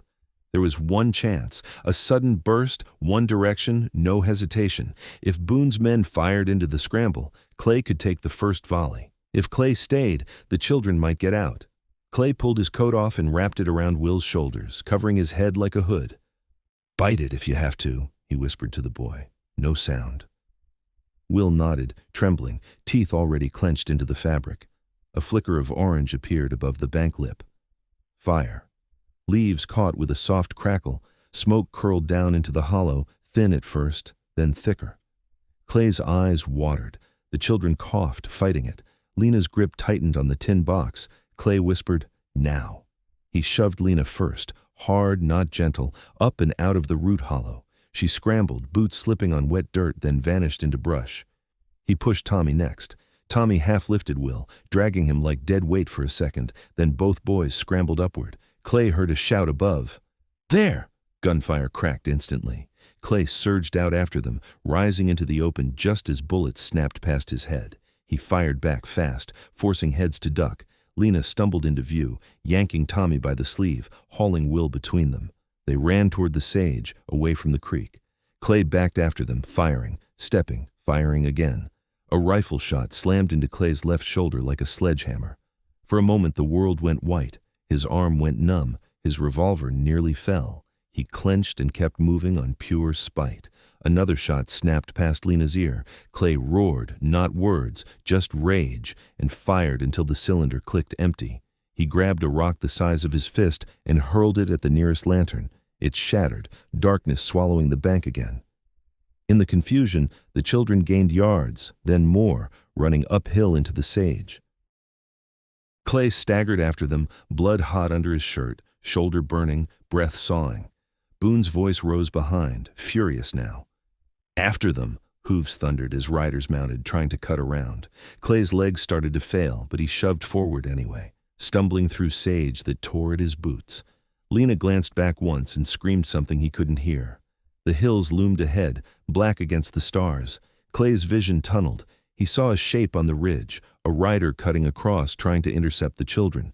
Clay tried to yell. No sound came. He forced his feet to move. Then another figure appeared at the ridgeline, different silhouette, not Boone's men. A lone rider coming fast from the west, horse lathered, coat flapping. The rider raised a rifle and fired once. The intercepting rider pitched sideways out of the saddle and vanished into the dark. Clay blinked hard, trying to focus. The lone rider swung down the slope toward Lena and the boys, shouting, words lost in distance. Lena halted, terrified, clutching the tin box. The rider threw up a hand like a signal, not a threat, and yelled again, closer now. And Clay saw the gleam of a badge pinned to the rider's chest as Boone's men burst over the ridge with rifles up, and the stranger snapped his rifle toward Lena and pulled the trigger. The rifle cracked, and the sound punched through Clay's skull like a hammer. Lena flinched, but she didn't fall. The shot hadn't been for her. The bullet tore through the sage just ahead of her feet and sparked off a stone, close enough to stop her cold, close enough to say, "Don't run at me." The lone rider slid down the slope in a controlled rush, horse skidding in loose dirt. He wore a badge, yes, but not Briar Flat's tin. This one caught starlight in a cleaner way, like it had been pinned on by an office that still remembered what law was supposed to mean. "Get down!" he barked. Tommy dropped instantly, dragging Will with him. Will hit the ground and started crying again, muffled by Clay's coat still wrapped around his head. Lena didn't drop. She stared at the rider, chest heaving, tin box clutched like a heart. "Don't come closer," she warned, voice shaking but sharp. The rider's hand stayed open, rifle angled down but ready. "Name's Marshal Amos Rourke," he called. "Federal. I ain't with Hargrove, and I sure as hell ain't with Sheriff Calder." Clay tried to lift his head. His shoulder burned so bright it felt like it was glowing under his skin. He tasted blood and dust. He forced his legs to take one step, then another, stumbling. Boone's men crested the ridge behind. 3 riders fanned out with rifles up, lantern light bouncing in their hands. Boone's voice carried, furious and tight. "Marshal," Boone shouted, "you're interfering with county business." Rourke didn't look back. His eyes stayed on the children and the dark behind them, calculating angles. "County business don't involve shooting into a church," he said. Boone's rider nearest raised his rifle. Rourke fired. The shot was clean, brutal. It hit the rider's horse low in the shoulder. The animal screamed and went down, throwing the man hard. Rifle skittered away into scrub. The other riders reined up fast, suddenly less eager. Clay sagged to one knee. His revolver was empty. His arm hung like it wasn't attached. Lena finally saw him. Her face twisted. "Clay!" Rourke's head snapped toward Clay, eyes narrowing. "Mercer," he said, like the name had weight. Clay tried to speak. The first word came out as breath. "Kids. I see the kids," Rourke said. "I also see you bleeding on my hillside." Boone's men yelled down from the ridge, trying to regain the upper hand with noise. "You don't know what you're stepping into, Marshal. Walk away. Hargrove," Rourke cut them off, voice like a whip. "Tell Hargrove he can ride his threats straight to hell." He reached into his coat, not for a gun, he already had one, but for something else. A folded paper flashed white as he held it up toward the ridge. "I've got writs," he shouted. "Federal, signed. Names on them include Silas Hargrove and any man acting on his behalf. You fire another shot and I'll start hanging charges like laundry." The ridge went quiet for a beat. Clay's vision swam. Writs, federal. That meant the railroad. That meant the spring.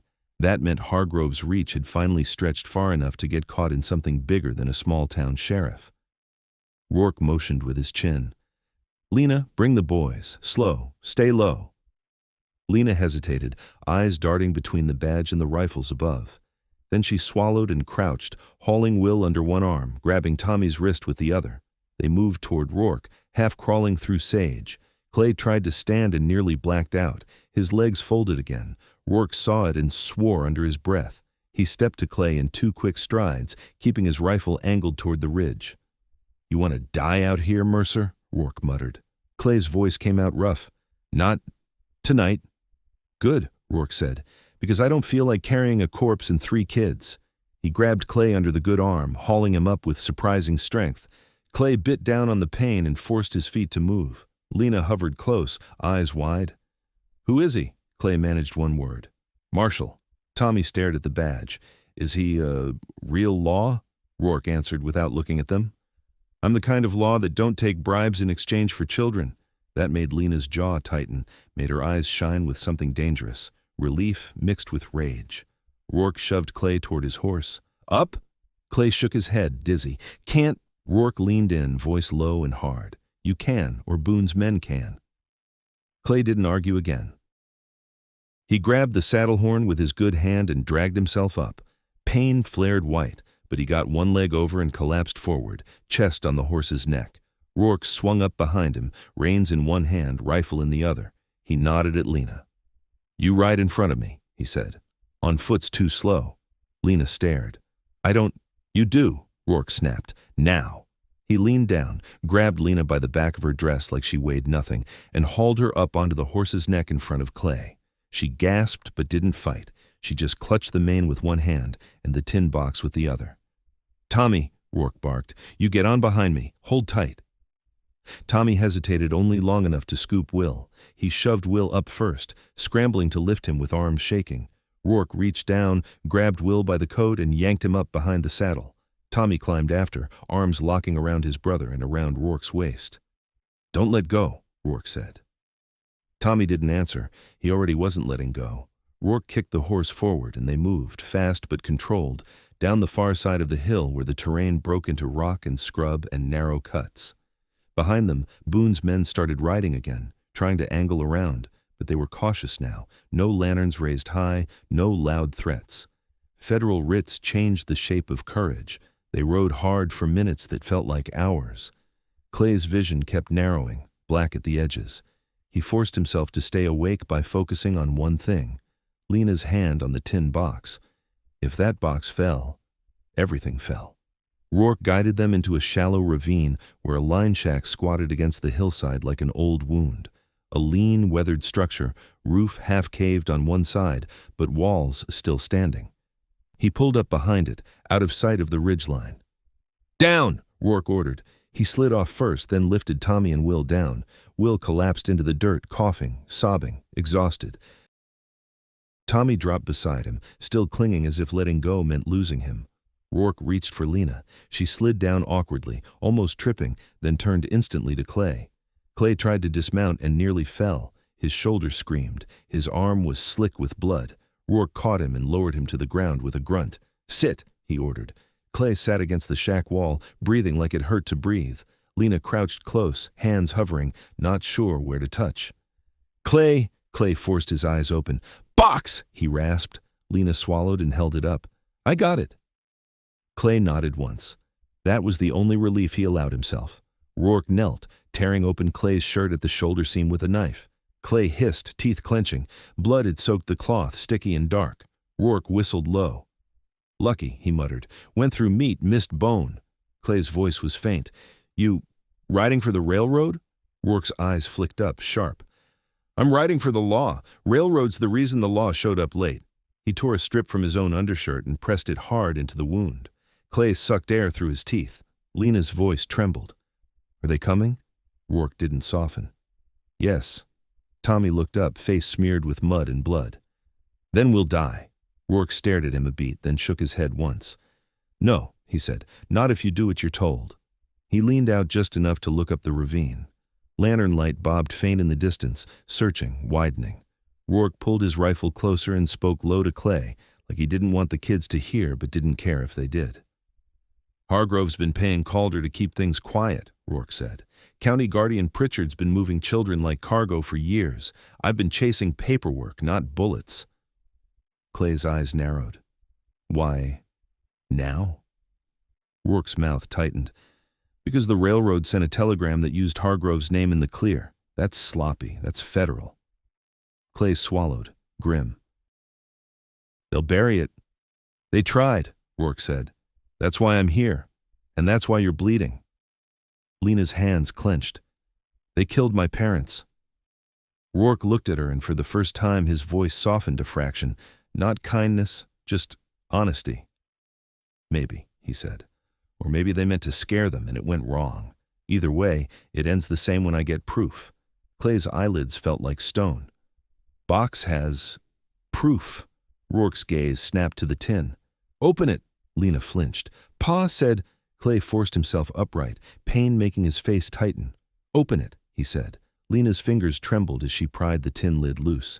Inside were folded papers wrapped in oilcloth, a deed, yellowed and stamped, a hand-drawn map with a spring marked and a boundary line traced in ink, and a thin sheet covered in careful writing, Pa's handwriting.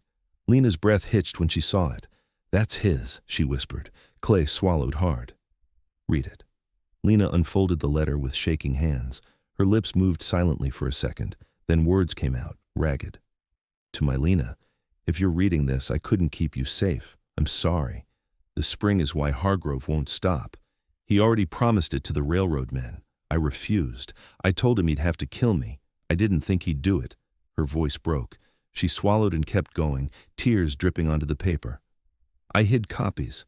One in the church floor beneath the third pew on the left, wrapped in oilcloth. One with Dr. Webb because he still remembers what right is. If they come for you, trust nobody with a badge in Briar Flats. Not Calder, not the county man." Rourke's head lifted sharply. "Dr. Webb," he murmured, like the name meant something. Lena continued, voice shaking. "If a federal marshal ever comes, give him this and tell him the railroad telegram is in the telegraph office ledger. Mary Sloan heard it. She wrote it down. Hargrove's men don't know she did." Rourke went still. "Mary Sloan," he said low. Clay's mouth tightened. "Telegraph operator." Rourke's eyes were hard now, focused, alive. "That's a spine," he said. "That's enough to hang a rich man if I can keep it from burning." Outside, a twig snapped. Rourke's hand went to his rifle instantly. Lantern light flared at the mouth of the ravine, closer now, searching. A voice drifted in, smooth and pleased. "Marshal Rourke," Boone called softly into the dark, "you and I need to have a talk." Boone's lantern light slid across the ravine walls, turning rock to bone and sage to smoke. He didn't step into the cut. He didn't have to. His voice alone made the air feel owned. "Marshal Rourke," Boone called again, calm as if inviting a neighbor to supper. "You're a long way from the courthouse." Rourke crouched behind the line shack corner, rifle braced across his knee. He didn't answer right away. He measured the distance by sound, the number of men by the shuffle of boots and the way lanterns moved. Clay sat against the shack wall, teeth clenched so hard his jaw ached. Blood seeped warm down his ribs. Lena knelt beside him with the oilcloth papers pressed tight to her chest, as if she could hide them by wanting it hard enough. Tommy held Will under his arm, palm over the boy's mouth when the sobs tried to come. Rourke finally spoke, voice carrying just enough. "Back out of the ravine, Boone. This isn't your county." Boone chuckled softly. "Federal law always sounds bigger than it is out here."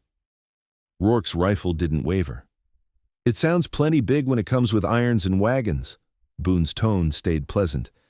"You've got no wagons, Marshal. You've got one horse, one bleeding drifter, and 3 children that aren't yours. You're standing in the dark pretending your papers make you bulletproof." Rourke glanced back once at Lena. "Put the papers back in the tin," he said quietly. Lena's hands shook, but she obeyed. She wrapped the oilcloth tight, shoved the letter, deed, and map back in, and snapped the lid on with a small metallic click that sounded too loud in the ravine. Clay swallowed against the pain. "Church, 3rd pew," he rasped. "Copy." Rourke nodded once without turning. "I heard." Boone's boots crunched gravel, closer now, still not stepping into the cut but enough to push his presence through the darkness. "You know what Hargrove wants?" Boone said, voice dropping low like it was only for Rourke. "He wants quiet. He wants order. You bring federal noise, people die. That's not a threat, Marshal. That's how the frontier works." Rourke's answer came flat. "The frontier works how men decide it works." A pause. Then Boone sighed, like he'd reached the end of patience with a child. "All right." Lantern light shifted. Men moved. Rourke's eyes narrowed. "They're spreading," he murmured, more to himself than anyone. Clay's stomach tightened. Boone wasn't here to talk. He was here to choke the ravine from both sides until somebody made a mistake. Rourke leaned toward Lena without taking his eyes off the dark. "When I say go, you run out the backside of this shack and head up that slope, straight to the ridge. Don't stop until you can't breathe. Tommy, you carry Will." Tommy nodded, jaw clenched, eyes bright with terror and determination. Lena's whisper came out raw. "What about Clay?" Clay's vision swam. He forced himself to stay present, to keep breathing through the heat in his shoulder. "Don't," he rasped. "Don't argue." Rourke's voice hardened. "You keep that tin. If you die with it, you die with it. But you don't hand it over." Lena's eyes flashed. "I won't." Boone's voice drifted in again, now from slightly left. He'd moved. "Marshal," he said, gentle, "I'll make you a fair offer." Rourke didn't answer. Boone continued anyway. "Hand over the tin. Walk away with your badge intact. I'll tell Sheriff Calder you were never here. You can go back to your paperwork, your clean hands. The drifter can go wherever drifters go." Clay's jaw tightened. "He'll kill them," he whispered, not loud enough to carry. Boone's voice, like he'd heard anyway. "The children will be cared for, placed, fed." Tommy's eyes widened. "That's a lie." Boone didn't raise his voice. "It's a system." Rourke's fingers tightened on the rifle. "I don't bargain with kidnappers." Boone's patience snapped, just a hair. "Then you'll bargain with the ground, Marshal." A match flared somewhere. Orange light bloomed, then another, small fires being born in dry brush at the ravine mouth. Smoke began to curl in, thin at first, then heavier, pushed by the night breeze. Lena's throat tightened. "They're smoking us." Rourke's jaw set. "Of course they are." Clay coughed, the sound tearing at his shoulder. He tasted ash already. Will started to whimper again, tiny and broken. Tommy clamped his hand over Will's mouth, eyes shiny with tears he refused to let fall. Rourke lowered his voice. "Stay low. Smoke rises." The fires popped softly outside, turning the ravine air into a choking funnel. Boone didn't have to charge. He could wait for panic to do the work. Rourke leaned toward Clay, fast. "Can you ride?" Clay forced a nod that was mostly willpower. "Can sit." "Good enough." Rourke reached for the saddlebag hanging on the shack wall, old, torn, forgotten by whoever last used this place. He yanked it free and shoved it at Lena. "Tin in there." Lena shoved the box inside, hands moving quick now, desperate. Smoke thickened. The line shack creaked. Ash drifted down like black snow. Then, from outside, a new sound. Hoofbeats. Not the searching spread Boone had. These were tight, organized, coming in fast. Boone's men shouted to each other, confused for the first time. Lanterns swung wildly. A voice rang out from the darkness beyond the ravine mouth, loud, unmistakable. "Federal marshals, drop your weapons!" Rourke's eyes widened just a fraction. "About damn time," he muttered. Boone's voice sliced through, still controlled but sharpened. "That's bluff." The answering voice didn't hesitate. "Try me." Gunfire erupted, not wild, not panicked. Controlled volleys from the ridge above the ravine mouth. Boone's men scattered instinctively, forced to take cover behind rocks and brush. Rourke surged to his feet. "Move!" he snapped. He grabbed Clay under the good arm and hauled him up. Clay bit down hard, pain flashing white. Lena grabbed Tommy's wrist. Tommy hoisted Will. They ran out the backside of the shack into thicker scrub, keeping low as shots cracked and ricocheted off stone. Rourke half-dragged Clay up the slope, using momentum more than strength. Clay stumbled, boots slipping on loose rock, blood making his shirt stick. Behind them, Boone barked orders, trying to pull his men together under fire. "To the west! Cut them off!" A rifle shot snapped past Rourke's ear. He fired back once, not aiming to kill, aiming to make heads drop. The return fire paused just long enough for them to crest a small rise. Up ahead, two riders emerged from the darkness, horses blowing hard, badges gleaming. Real marshals. One raised a lantern to see, the other kept a shotgun leveled. "Rourke!" the nearest shouted. "You alive?" "Barely," Rourke snapped. "We've got kids, we've got evidence, and we've got Boone down there trying to bury it." The marshal's eyes flicked to Clay's blood-soaked shoulder. "Christ!" The second marshal swung his shotgun toward the ravine mouth. "We've got a wagon a mile out. Can you move him?" Clay tried to speak and coughed instead. Lena stepped forward, face smeared, eyes hard. "They killed my parents," she said, voice shaking but clear. "They shot at us. They tried to take us." The marshal looked at her and something tightened in his expression. "You're safe now," he said, but he didn't sound fully convinced. "Safe wasn't a switch you flipped. Safe was something you fought for." Below, Boone's silhouette flashed in lantern light, moving with purpose, retreating, not panicking. He wasn't running. He was changing the battlefield. Rourke's gaze locked down the slope. "He's not done," he murmured. Then Boone did something that made Clay's stomach drop even through the pain. Boone grabbed one of his own wounded men, shoved him forward into the open, hands raised, making him stumble toward the marshal's line like a surrendering hostage. "Don't shoot!" the wounded man screamed, terrified. The marshals hesitated for a heartbeat, the instinct to not kill a man with his hands up. Boone used that heartbeat. A second figure appeared behind the wounded man, moving low and fast. Pritchard, the county guardian, clutching a pistol with both hands, eyes wild. He wasn't aiming at Rourke. He was aiming uphill, straight at Lena's chest. Clay saw it in a single bright, sick moment. Pritchard's arms locking, finger tightening, the barrel lifting. And Lena stepping forward without thinking, tin bag clutched to her side, walking into the line of fire as the pistol began to flash. Pritchard's pistol flashed. The sound cracked the night like a board splitting. Clay didn't think. He moved. He lunged into Lena, slamming her sideways so hard she lost her footing and went down into the scrub. The shot tore through the space where her chest had been and slammed into a rock behind, sending a spray of stone chips. Lena gasped, stunned more by the impact than the near death. Her hand clamped around the satchel strap like it was the only thing keeping her from floating away. Rourke reacted a heartbeat later, rifle already coming up. He fired once. Pritchard's head snapped back, hat flying off, and he dropped in the sage like his bones had gone soft. The pistol fell from his hands and disappeared into the brush. For a second, everything went dead quiet. Then Boone's voice cut through, sharp and furious, aimed at his men. "Fall back! Now!" The wounded man Boone had shoved forward collapsed to his knees, crying, not sure whether to keep surrendering or run. One of Boone's riders grabbed him and hauled him back into cover. The marshals didn't chase blindly. They held the line, rifles trained, moving in measured steps the way men did when they didn't want to get drawn into a trap. Clay tried to push himself up, but the world tilted. Blood loss and pain made the night pulse. Rourke dropped beside him, hand gripping Clay's collar. "Stay with me," he growled. Clay forced his eyes open. "Kids." "They're breathing," Rourke snapped, glancing at them. "That's what matters right now." Lena crawled to Tommy and Will.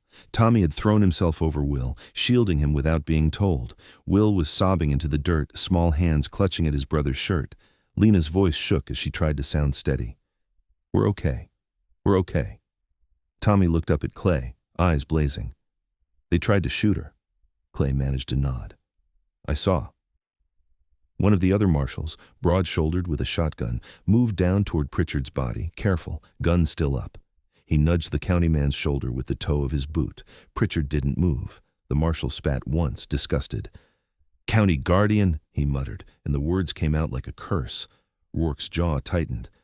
"He's been moving children for Hargrove," he said. "Paperwork makes it clean." Lena clutched the satchel tighter. "My pa wrote it down," she said. "He said Pritchard would split us." The shotgun marshal's eyes flicked to her. "You got proof of that?" Lena lifted her chin. "Yes." Rourke didn't let her open it here. He shook his head once. "Not now," he said. "We get off this hill first." Down in the ravine mouth, the brush fires still burned, but Boone's men were pulling back around them, using the smoke to vanish. Boone wasn't a fool. He'd taken the shot he wanted, turn it into a mess, kill a kid if he could, force the marshals to either overreact or retreat. When it didn't work, he changed shape and slipped away. Rourke hissed at the other marshal. "Where's the wagon?" "South Trail," the marshal answered. "A mile, maybe less. We got 2 more men guarding it." Rourke nodded once. "Move," he ordered. They shifted into motion, marshals forming a tight wedge around the children and Clay, rifles scanning the dark. The shotgun marshal took point. Rourke stayed close to Clay, one hand on his shoulder like he could hold him upright by force. Clay stumbled forward, every step tearing his wound open again. His left arm hung useless. His fingers were cold. Lena kept close, one hand on Will's back, the other on the satchel strap.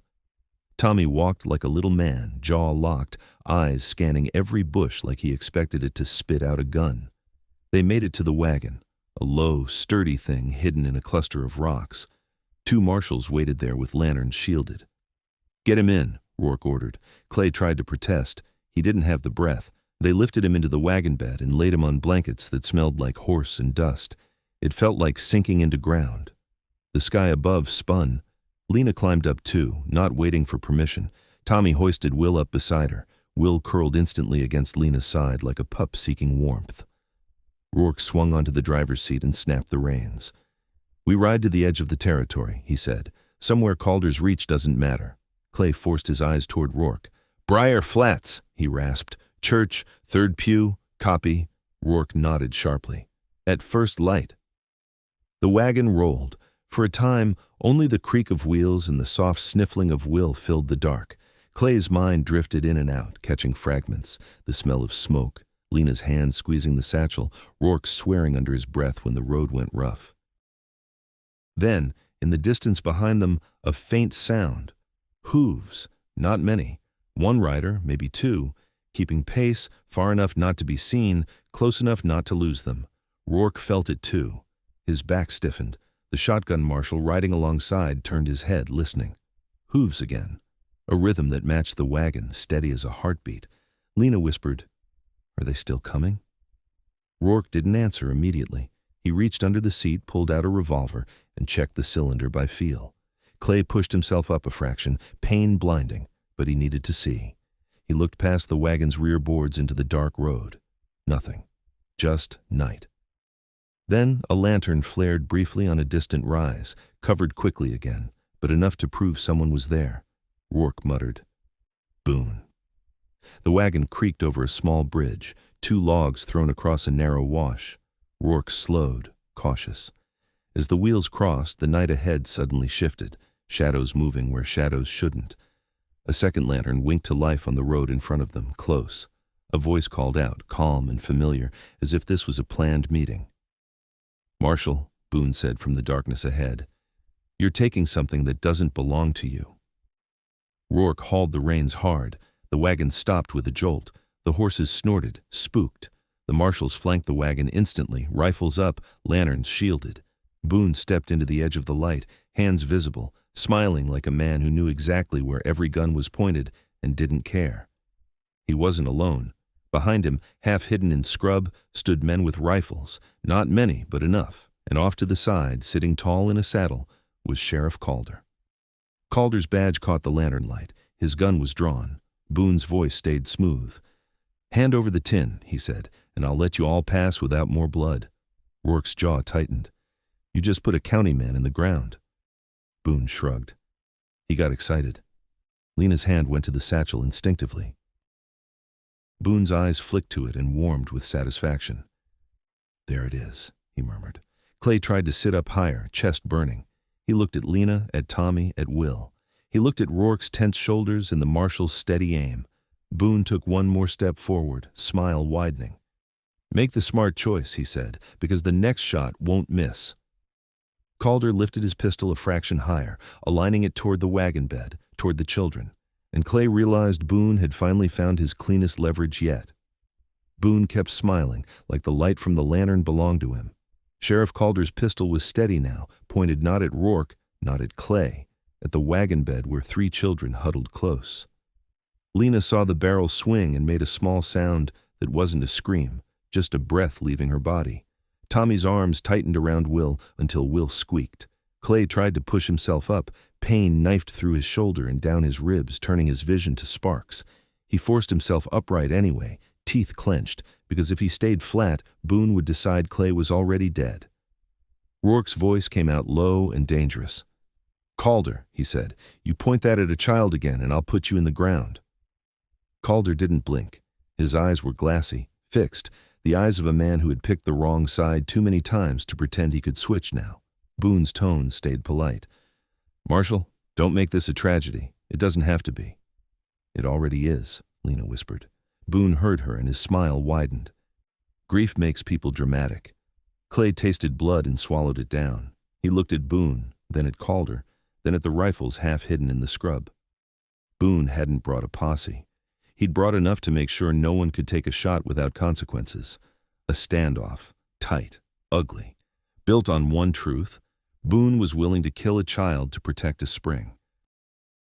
Rourke shifted slightly, trying to angle his body between Calder's pistol and the wagon bed without giving Boone's rifleman a clean shot at his back. Boone's eyes tracked the movement like he'd trained himself to read men the way gamblers read cards. "Easy," he said. "No hero steps." One of the marshals beside the wagon hissed, barely audible. "We're boxed." Rourke didn't answer. His eyes stayed on Boone. "You don't have federal authority, Boone." Boone shrugged. "I don't need it." Clay's gaze flicked to the log bridge under the wagon wheels. 2 logs, a wash below, a narrow drop. Not deep, but enough to break a leg if you hit wrong. A dangerous place to stop, a perfect place to set a trap. Clay forced himself to breathe slow. If Boone wanted a clean win, he needed the tin box, not bodies. Bodies brought noise, evidence brought jail. Clay looked at Lena. Her face was streaked with soot and dried tears, but her eyes were sharp. She clutched the satchel strap so hard her knuckles were white. Clay whispered, so low only she could hear, "Do you still have the tin?" Lena nodded once, tiny. Clay's throat tightened. "When I say, you throw it." Her eyes widened. "To them?" Clay shook his head, barely. "Away." Boone's voice cut in, almost amused. "Whispering plans, Mercer? You think I can't see you?" Clay lifted his chin, meeting Boone's eyes. "You can see all you want," Clay said hoarsely. "You still can't control what happens next." Boone's smile thinned. "I control the sheriff." Calder's pistol didn't waver. Rourke's jaw flexed. "Calder," he said again, "listen to yourself." Calder's voice was hollow. "I'm listening to the man who pays the town's debts."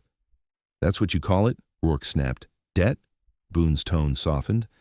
"Marshal, you're tired. You're out here in the dark with 3 children and a bleeding gunman. You can't win the whole territory tonight, but you can walk away with your men breathing." Rourke's eyes flicked to the kids for half a second. Boone saw it and pounced. "That tin," Boone said, nodding at Lena, "isn't worth their lives. You know that." Lena's breath hitched. She pressed herself closer to Will, as if her body could shield him from a bullet. Clay's mind went still in a strange way, the way it got when a man decided something and stopped negotiating with himself. He looked at Boone.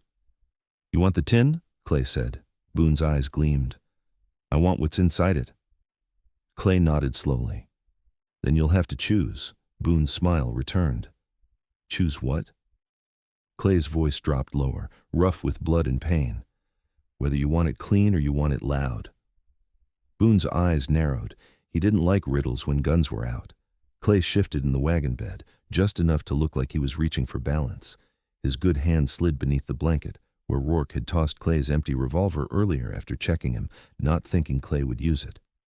Clay's fingers closed around the cold metal. Empty. But metal still made sound. Metal still caught light. Clay pulled it out slowly and lifted it where Boone could see it. Boone's rifleman tensed instantly, muzzles rising. Rourke's head snapped toward Clay, furious. "What are you—" Clay didn't look at him. He kept his eyes on Boone. "You see?" Clay rasped. "This is what you get when you push people." Boone's voice sharpened. "Drop it." Clay didn't.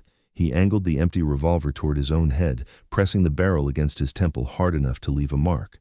Lena gasped. Tommy froze. Will's sob caught in his throat. Even Rourke went still, eyes wide with disbelief. Boone stared, smile gone. "You've lost your mind." Clay's voice came out steady despite the blood in his mouth. "Maybe I did, but you're the one who taught me what men do when they want land." Rourke's voice shook with anger. "Mercer, don't—" Clay cut him off, eyes still locked to Boone. "You want the tin," Clay said. "You don't want bodies. Not tonight. Not with federal badges watching." Boone's jaw worked.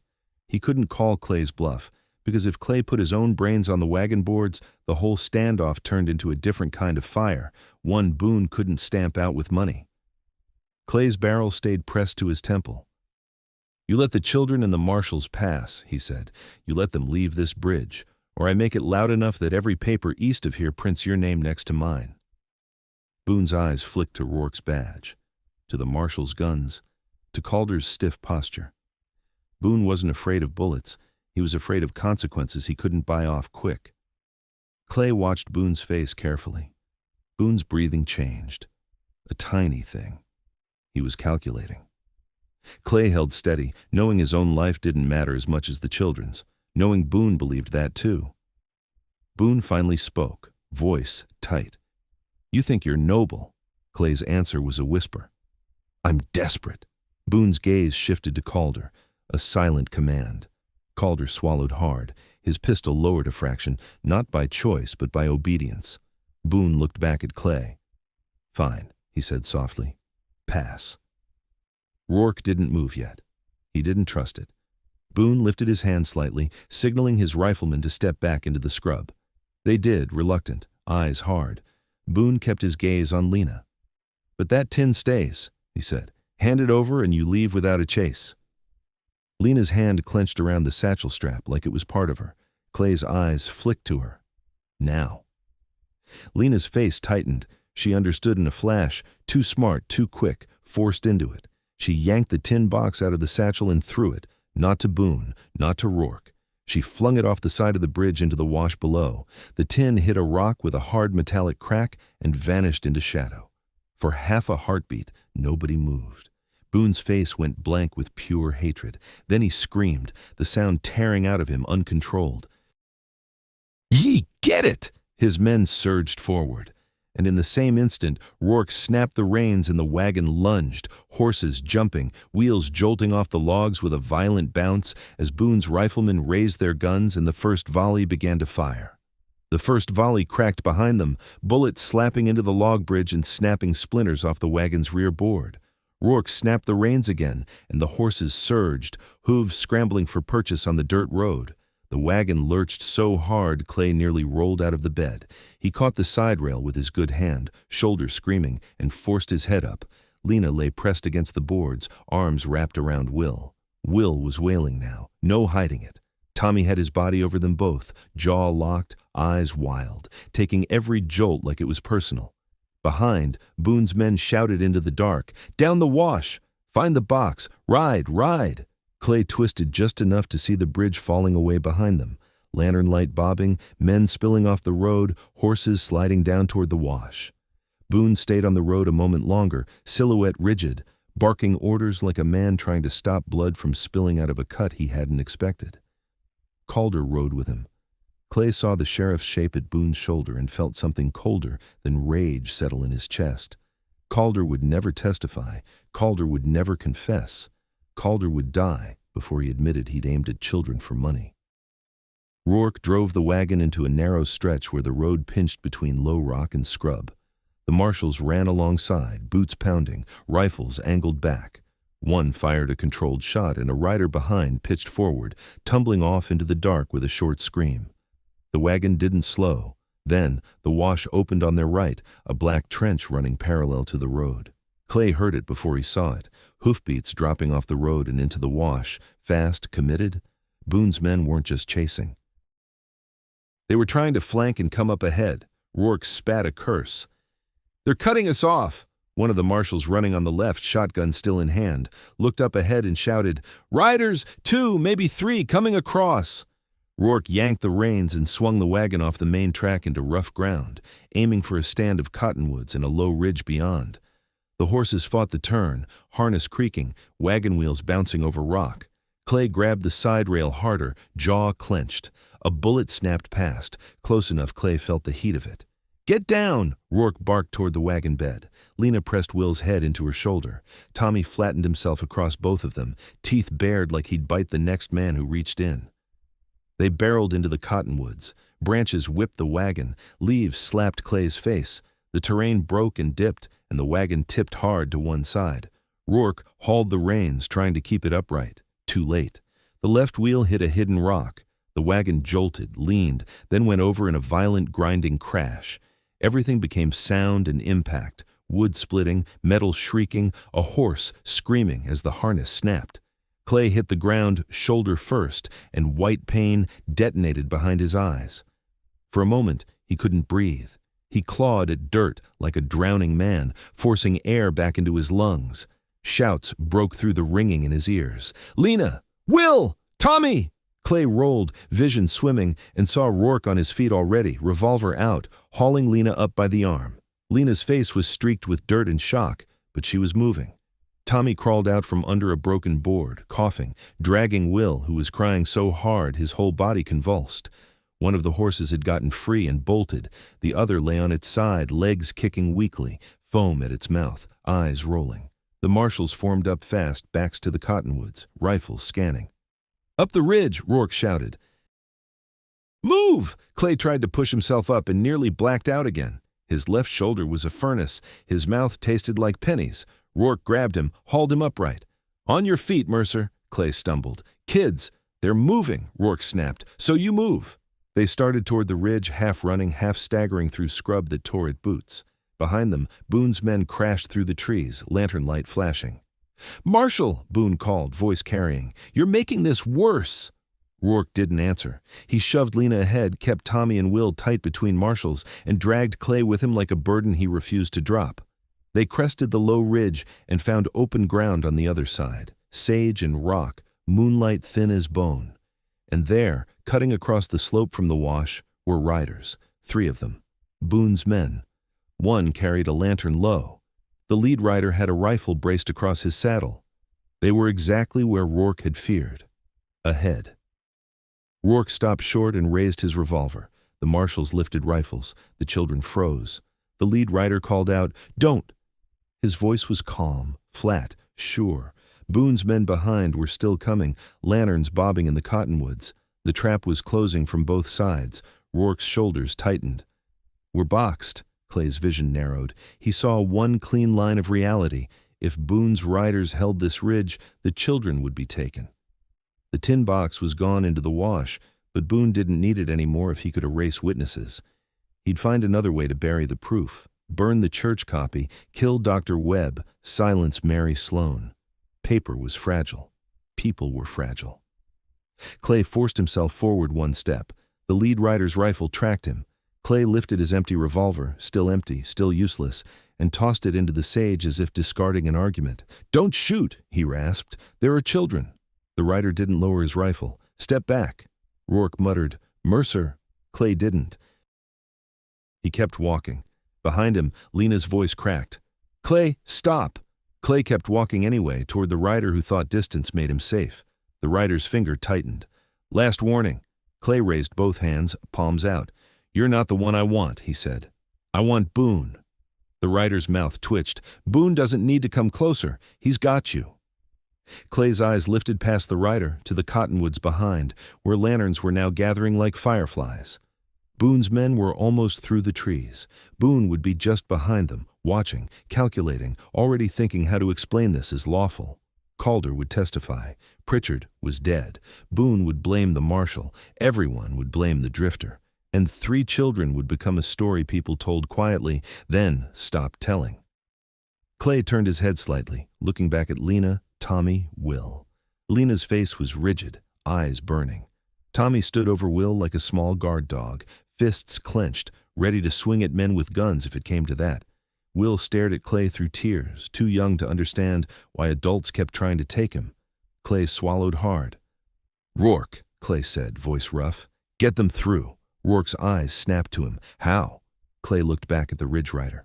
By the time Boone realizes what I'm doing, you'll have seconds, Clay said. Use them. Rourke shook his head once, sharp. No, Clay didn't argue. He couldn't afford to. Clay turned back to the rider and kept walking, slower now, like he was approaching a skittish animal. You know why Hargrove wants that spring, Clay said. You know what he pays for. The rider didn't answer. Clay took another step. What's he paying you? Enough to shoot a boy? The rider's jaw tightened. The rifle didn't drop. Clay stopped 3 paces away, close enough to see the rider's eyes behind the brim, young, hungry, scared of the wrong people. Clay said quietly, You're going to fire, because you think you have to. And Boone will tell you it was necessary. He'll tell you it was clean. The rider's voice finally came, tight. Shut up. Clay nodded once like he understood. Then he did the one thing no one expects from a bleeding man. He rushed, not toward the rifle barrel, toward the horse. He slammed into the horse's shoulder, spooking it hard. The animal reared, screaming. The rider's rifle shot cracked into the night, wild, missing everyone. The rider lost balance, grabbing reins, trying not to go over. Clay grabbed the rifle as it swung, yanked it down, and the 2 of them fell together into the sage in a tangle of limbs and leather. The horse bolted free. The rider hit the ground hard, breath exploding out of him. Clay drove his good forearm into the rider's throat and pinned him, teeth bared, vision tunneling. Run! Clay roared, voice ripping raw. Rourke didn't hesitate this time. He grabbed Lena by the arm and shoved her downhill to the right, away from the lanterns, away from the ridge. Go! Now! Tommy hauled Will and ran, half carrying him. Marshals moved with them, firing controlled shots back toward the cottonwoods to keep Boone's men from rushing the open slope. Boone's voice rose behind, furious, the calm finally gone. Mercer! Clay heard it like thunder through water. The rider under Clay thrashed, clawing at Clay's arm. Clay slammed his head into the man's face once, hard, and felt bone crunch. The rider went limp for a heartbeat, then surged again. Clay's shoulder flared and his strength began to drain, fast like blood leaving a cut. His right hand scrabbled through sage until his fingers found the fallen rifle. He yanked it up, rolled, and fired one shot toward the lantern cluster in the cottonwoods, aiming not to hit but to break formation. A man shouted. Lantern light jerked. Horses shied. Clay tried to stand and his legs nearly buckled. Then Boone emerged from the trees into the open, walking, not running, as if rage had made him heavier. Calder was with him, pistol up. 2 riflemen fanned out beside them. Boone's eyes locked on Clay. You should have taken the deal, Boone said, voice shaking with hate. Clay's breath came ragged. You should have left kids alone. Boone's smile was gone now. They're leverage, he said, like saying it out loud didn't matter anymore. Everything is leverage. Clay lifted the rifle, but his arms were unsteady. Pain and blood loss turned every motion into a struggle. Boone saw it. Boone stepped closer, confident now. Where's the tin? He demanded. Clay's mouth curled. Gone. Boone's eyes flashed. Then where's the copy? Clay didn't answer. Boone's gaze sharpened, realizing. Church, he said, almost to himself. Of course. Boone lifted his hand slightly. One of the riflemen started to turn away, as if to ride back toward town. Rourke was downhill now, hauling the kids through rock and sage, shots popping behind. Clay could hear their footsteps fading. They were getting distance. Boone noticed too. His head snapped toward the slope. "After them!" Calder started to move. Clay fired. The rifle bucked. The shot tore into the dirt right in front of Calder's horse, spraying rock and dust. The horse reared, screaming, and Calder nearly lost his seat. Boone flinched, just a fraction, then glared at Clay like he wanted to peel him alive. Clay's voice came out low, thick. "You want them," Clay said. "You go through me." Boone's mouth twisted. "Gladly." Boone raised his own pistol. Clay tried to bring the rifle up again. His shoulder failed. The rifle sagged. Boone's pistol aligned. Clay saw, in that thin moonlight, the exact moment Boone decided to stop playing businessman and become what he'd always been underneath. Boone pulled the trigger. Boone's pistol flashed, bright as a struck match. Clay didn't feel the hit at first. He only felt the air leave his chest like someone had punched the center of him and stolen the breath. His knees went soft. The rifle slipped from his hands and fell into the sage with a dull thud. Then the pain arrived, late, hot, spreading, followed by the wet warmth on his ribs. He staggered back one step, trying to stay upright by stubbornness alone. Boone walked toward him, slow, savoring it. "There," Boone said, voice almost gentle. "Now you're quiet." Clay forced his eyes up. His vision was narrowing, the world dimming at the edges. Down the slope he could still hear Rourke and the marshals moving the children through rock. Footsteps, a brief shout, the distant crack of a rifle. They were getting away. Boone saw it too. His head turned slightly, listening, calculating whether he had time to finish Clay and still cut them off. Calder's horse snorted, restless, still spooked from Clay's shot into the dirt. Calder steadied it, face pale, eyes darting like a man who knew he'd crossed a line and could never step back.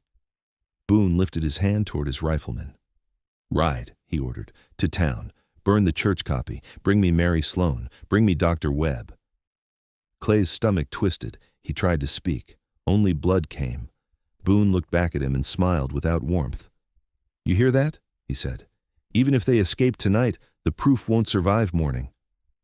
Clay's fingers clawed at the sage, searching, trying to find something, anything, to slow Boone's next move. He found a stone the size of his fist, slick with dew. He lifted it with shaking fingers and threw it. It hit Boone's pistol hand, not hard enough to break it, hard enough to make the barrel jerk. Boone cursed, furious at the insult more than the pain. Boone stepped in and grabbed Clay by the shirt front, yanking him close. "You were always stupid," Boone hissed, voice finally cracking. "You think one good deed washes blood away?" Clay's eyes locked on Boone's. He forced the words out, each one scraped raw. "Not washed." Boone's lip curled. "Then what?" Clay swallowed against the blood and managed a faint, ugly smile. "Paid!" A rifle cracked from below. Boone jerked his head, startled. Not from the marshals. This shot came from the ridgeline behind Boone. Boone's grip loosened for half a heartbeat. His eyes flicked toward the sound. A second shot followed, closer, and Boone's nearest rifleman pitched forward, dropping into the sage with a grunt. Boone spun, rage snapping to alarm. From the dark ridge behind them, silhouettes appeared. Men on horses, lanterns shielded, rifles steady. Not Boone's men, not Calder's deputies, townsmen. Jed's voice carried, hoarse and furious, the voice of a man who'd watched enough. "Drop the guns!" Boone froze for one stunned breath. He hadn't expected Briar Flats to move. Not like this. More riders crested the ridge, faces Clay recognized in flashes. The older woman from the mercantile steps, sitting behind her son with a rifle in his hands. Two men who'd dug the grave. The preacher himself on a borrowed horse, coat flapping, eyes wild. And behind them, hard to mistake, Marshal Rourke, coming back uphill on foot with two marshals, rifles raised. Rourke's face was carved out of stone. "Boone!" he shouted. "Step away from him!" Boone's mouth opened, then closed. He looked at Calder, then at his rifleman. His rifleman shifted, uncertain. They didn't like their odds anymore. They didn't like the shape of this fight, no longer a quiet corner of territory where fear could be bought.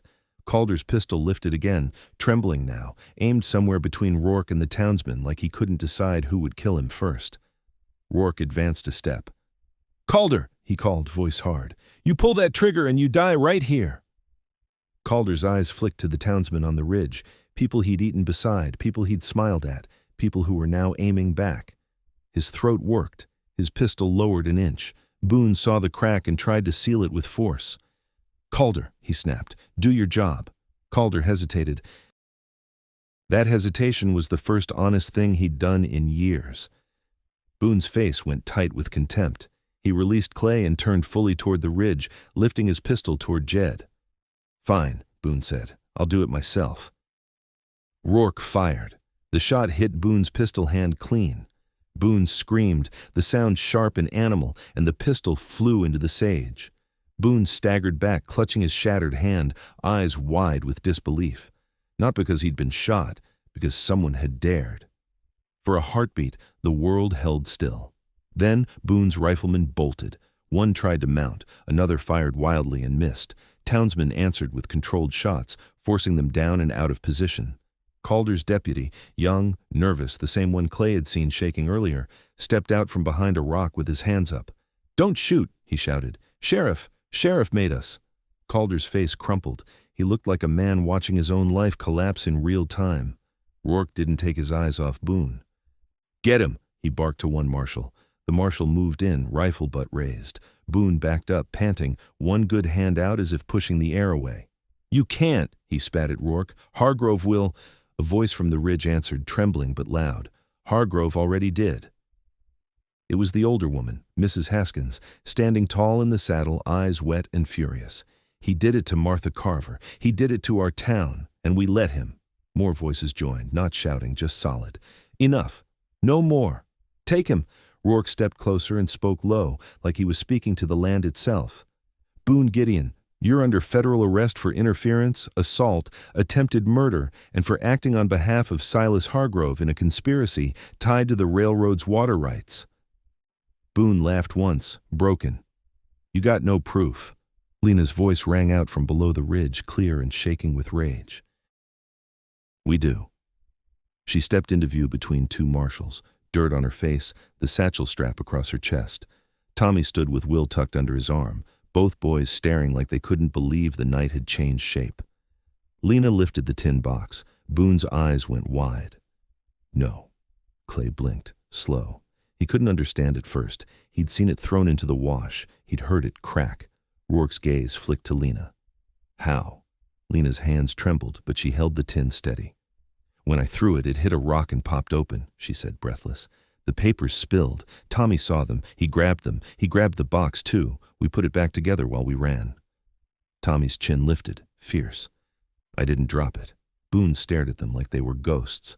Rourke nodded once, grim approval. "Good." He took the tin carefully from Lena, opened it just enough to see the deed, the map, the letter. He snapped it shut again like he didn't want the night air to touch it. Then he looked at the preacher on the ridge. "Reverend," he called, "you said you saw the rifle aimed at the girl. You'll swear it." The preacher swallowed, then lifted his chin. "I'll swear it," he said, "in front of God and any court." Rourke turned to Mrs. Haskins. "And you heard Boone threaten children?" "I heard," she said, "and I'll speak." Rourke's gaze went to Jed. "You saw them break into your livery. You'll speak." Jed's voice was rough. "I've been quiet too long. I'll speak." Calder looked like he might vomit. Boone's face twisted. He tried to find words that would turn the room back into fear. "You think this matters?" he snarled. "Hargrove owns the judge, owns the bank, owns the—" Rourke stepped in and drove his fist into Boone's jaw. Boone went down hard into the sage, stunned. Rourke pointed at him without mercy. "Shackle him." A marshal snapped irons on Boone's wrists. Boone struggled weakly, then stopped, breathing hard, eyes burning with hatred and panic. Rourke turned toward Calder. "Now you!" Calder backed up a step. "I didn't—" Rourke's voice cut like a knife. "You aimed at children." Calder's lips trembled. "I was trying to keep order." Mrs. Haskins spat into the sage. "You were keeping Hargrove." Calder looked around at the townsmen, at the guns leveled not in hate, but in finality. His shoulders sagged. His pistol slipped from his fingers and hit the ground. A marshal stepped in and cuffed him too. Clay tried to breathe. It hurt. Everything hurt. His vision was a tunnel, but he could still see Lena standing tall, tin box in her hands now again, the words from her father's letter kept alive by sheer will. Rourke knelt beside Clay, voice low. "Stay with me," he said again. Clay's mouth moved. "Kids?" Rourke glanced up at them. They're alive. Clay closed his eyes for a second, letting the relief hit like a wave. When he opened them, Lena was kneeling beside him, face wet, jaw clenched. "You promised," she whispered. Clay forced a breath. "Didn't promise," he rasped. "Just did." Lena's hands hovered near his blood-soaked shirt, afraid to touch. "What happens now?" Rourke answered before Clay could. "Now we do it the right way," he said. "At first light, we ride into Briar Flats with Boone and Calder and Irons. We secure the telegraph office ledger. We secure Dr. Webb. We pull the copy from beneath the third pew, and we send a wire to the nearest federal judge, not the county judge. Federal." Boone, on the ground, laughed bitterly through broken teeth. "You think Hargrove won't burn it all before morning?" Rourke looked down at him. "He can try."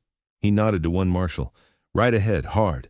Get to Briar Flats before dawn. Put men on the church, the telegraph office, and the doctor's door. No one goes in or out." The marshal swung into the saddle and rode off into the dark like a bullet. Rourke turned back to the townsman. "You want your town back?" he asked. "Then you stand where you've never stood before, in daylight." Together. Jed swallowed hard and nodded. The preacher nodded. Mrs. Haskins nodded, eyes shining. The night began to thin. The first hint of gray touched the horizon. They rode Boone and Calder back toward Briar Flats in Irons, the town following like a quiet flood that couldn't be ignored anymore. People woke to hoofbeats and saw, for the first time, the men they'd feared brought home like criminals. At the church, Rourke's marshals pried up the third pew on the left and pulled out the oilcloth-wrapped copy just as the sun cleared the rooftops. The preacher stood beside them, hands shaking, whispering a prayer he should have said days ago. At the telegraph office, Mary Sloan, pale, terrified, handed over her ledger with her own hands when Rourke showed his badge and promised her she would not stand alone. She'd written the message down, just like the letter said, dates, names, orders. Dr. Webb opened his door to a Marshall rifle and a town that finally looked him in the eye. His voice shook as he confirmed what he'd seen on Martha Carver's body and on the wagon axle, tool marks that matched the kind of work done in Hargrove's shop. By midday, the evidence sat on a table in the sheriff's office. Deed, map, letter, telegram notes, medical statement, stacked like weights you couldn't pretend weren't there. Rourke wired the federal judge. He wired the railroad office too. And when the railroad men in town realized their private deal was now a federal case, they packed up fast and tried to disappear. Rourke didn't let them. He took names, he took signatures, he took everything. 2 days later, federal marshals rode for Silas Hargrove with warrants that didn't care how much land he owned. Briar Flats didn't hear the gunshots from that arrest, but they heard the result. The bank froze his accounts, the sheriff's badge was stripped, and the county guardian office was raided until the filing cabinets looked like open graves. Children's names were found in ledgers where they never should have been. Weeks later, in a courtroom that wasn't owned by Briar Flats fear, Boone sat in irons and wouldn't meet Lena's eyes. Calder stared at the floor like it might swallow him. Hargrove, smaller than his legend, finally learned money couldn't buy silence when enough people decided to speak at once, Lena testified. Tommy did too, voice trembling but clear. Mary Sloan read her notes aloud. Dr. Webb spoke until his hands stopped shaking. Jed stood up and described boots breaking his door and men reaching for children, and Clay, arm-bound, ribs wrapped, face still pale, stood only long enough to say one sentence before the judge let him sit. "They weren't asking for charity," Clay said. "They were asking for a place the law could reach." When it was over, the Carver land was recognized as theirs. The spring rights were filed with the territory in a way that couldn't be quietly erased. The railroad was forced to root around what it couldn't steal. Briar Flats changed in smaller ways, too. Men who'd looked away started meeting eyes. The church door stayed unlocked. The sheriff's office got a new badge pinned on a man nobody had seen at Boone's table. On a morning with clean sky and no gunfire, the town gathered at the cemetery again. Not to bury, to finish what they'd started. Lena stood at her parents' graves with Tommy and Will beside her. Mrs. Haskins laid a new quilt over the fresh fence rails, not as a burial shroud this time, but as a promise. Clay stood back a few steps, hat in his hands, shoulders still stiff. He looked like a man who'd finally stopped running, not because the past couldn't find him, but because he'd decided to face it where it stood. Rourke approached him quietly. "They need a guardian," he said. "County's in ruins, kin's nowhere." Clay didn't answer at first. He watched Will pick at a blade of grass, watched Tommy keep a hand on his brother's shoulder like it was instinct now, watched Lena's face, older than 12 had any right to be. Clay nodded once. "I know." Lena turned to him, eyes hard, voice steady. "You're not leaving." Clay met her gaze. "No." It wasn't a promise to make her feel better. It was a decision, the kind he'd spent years avoiding. The wind moved through the cottonwoods. The town stood behind them, quiet and present. And for the first time since that day in the street, the children weren't asking anyone to look at them. They were being seen.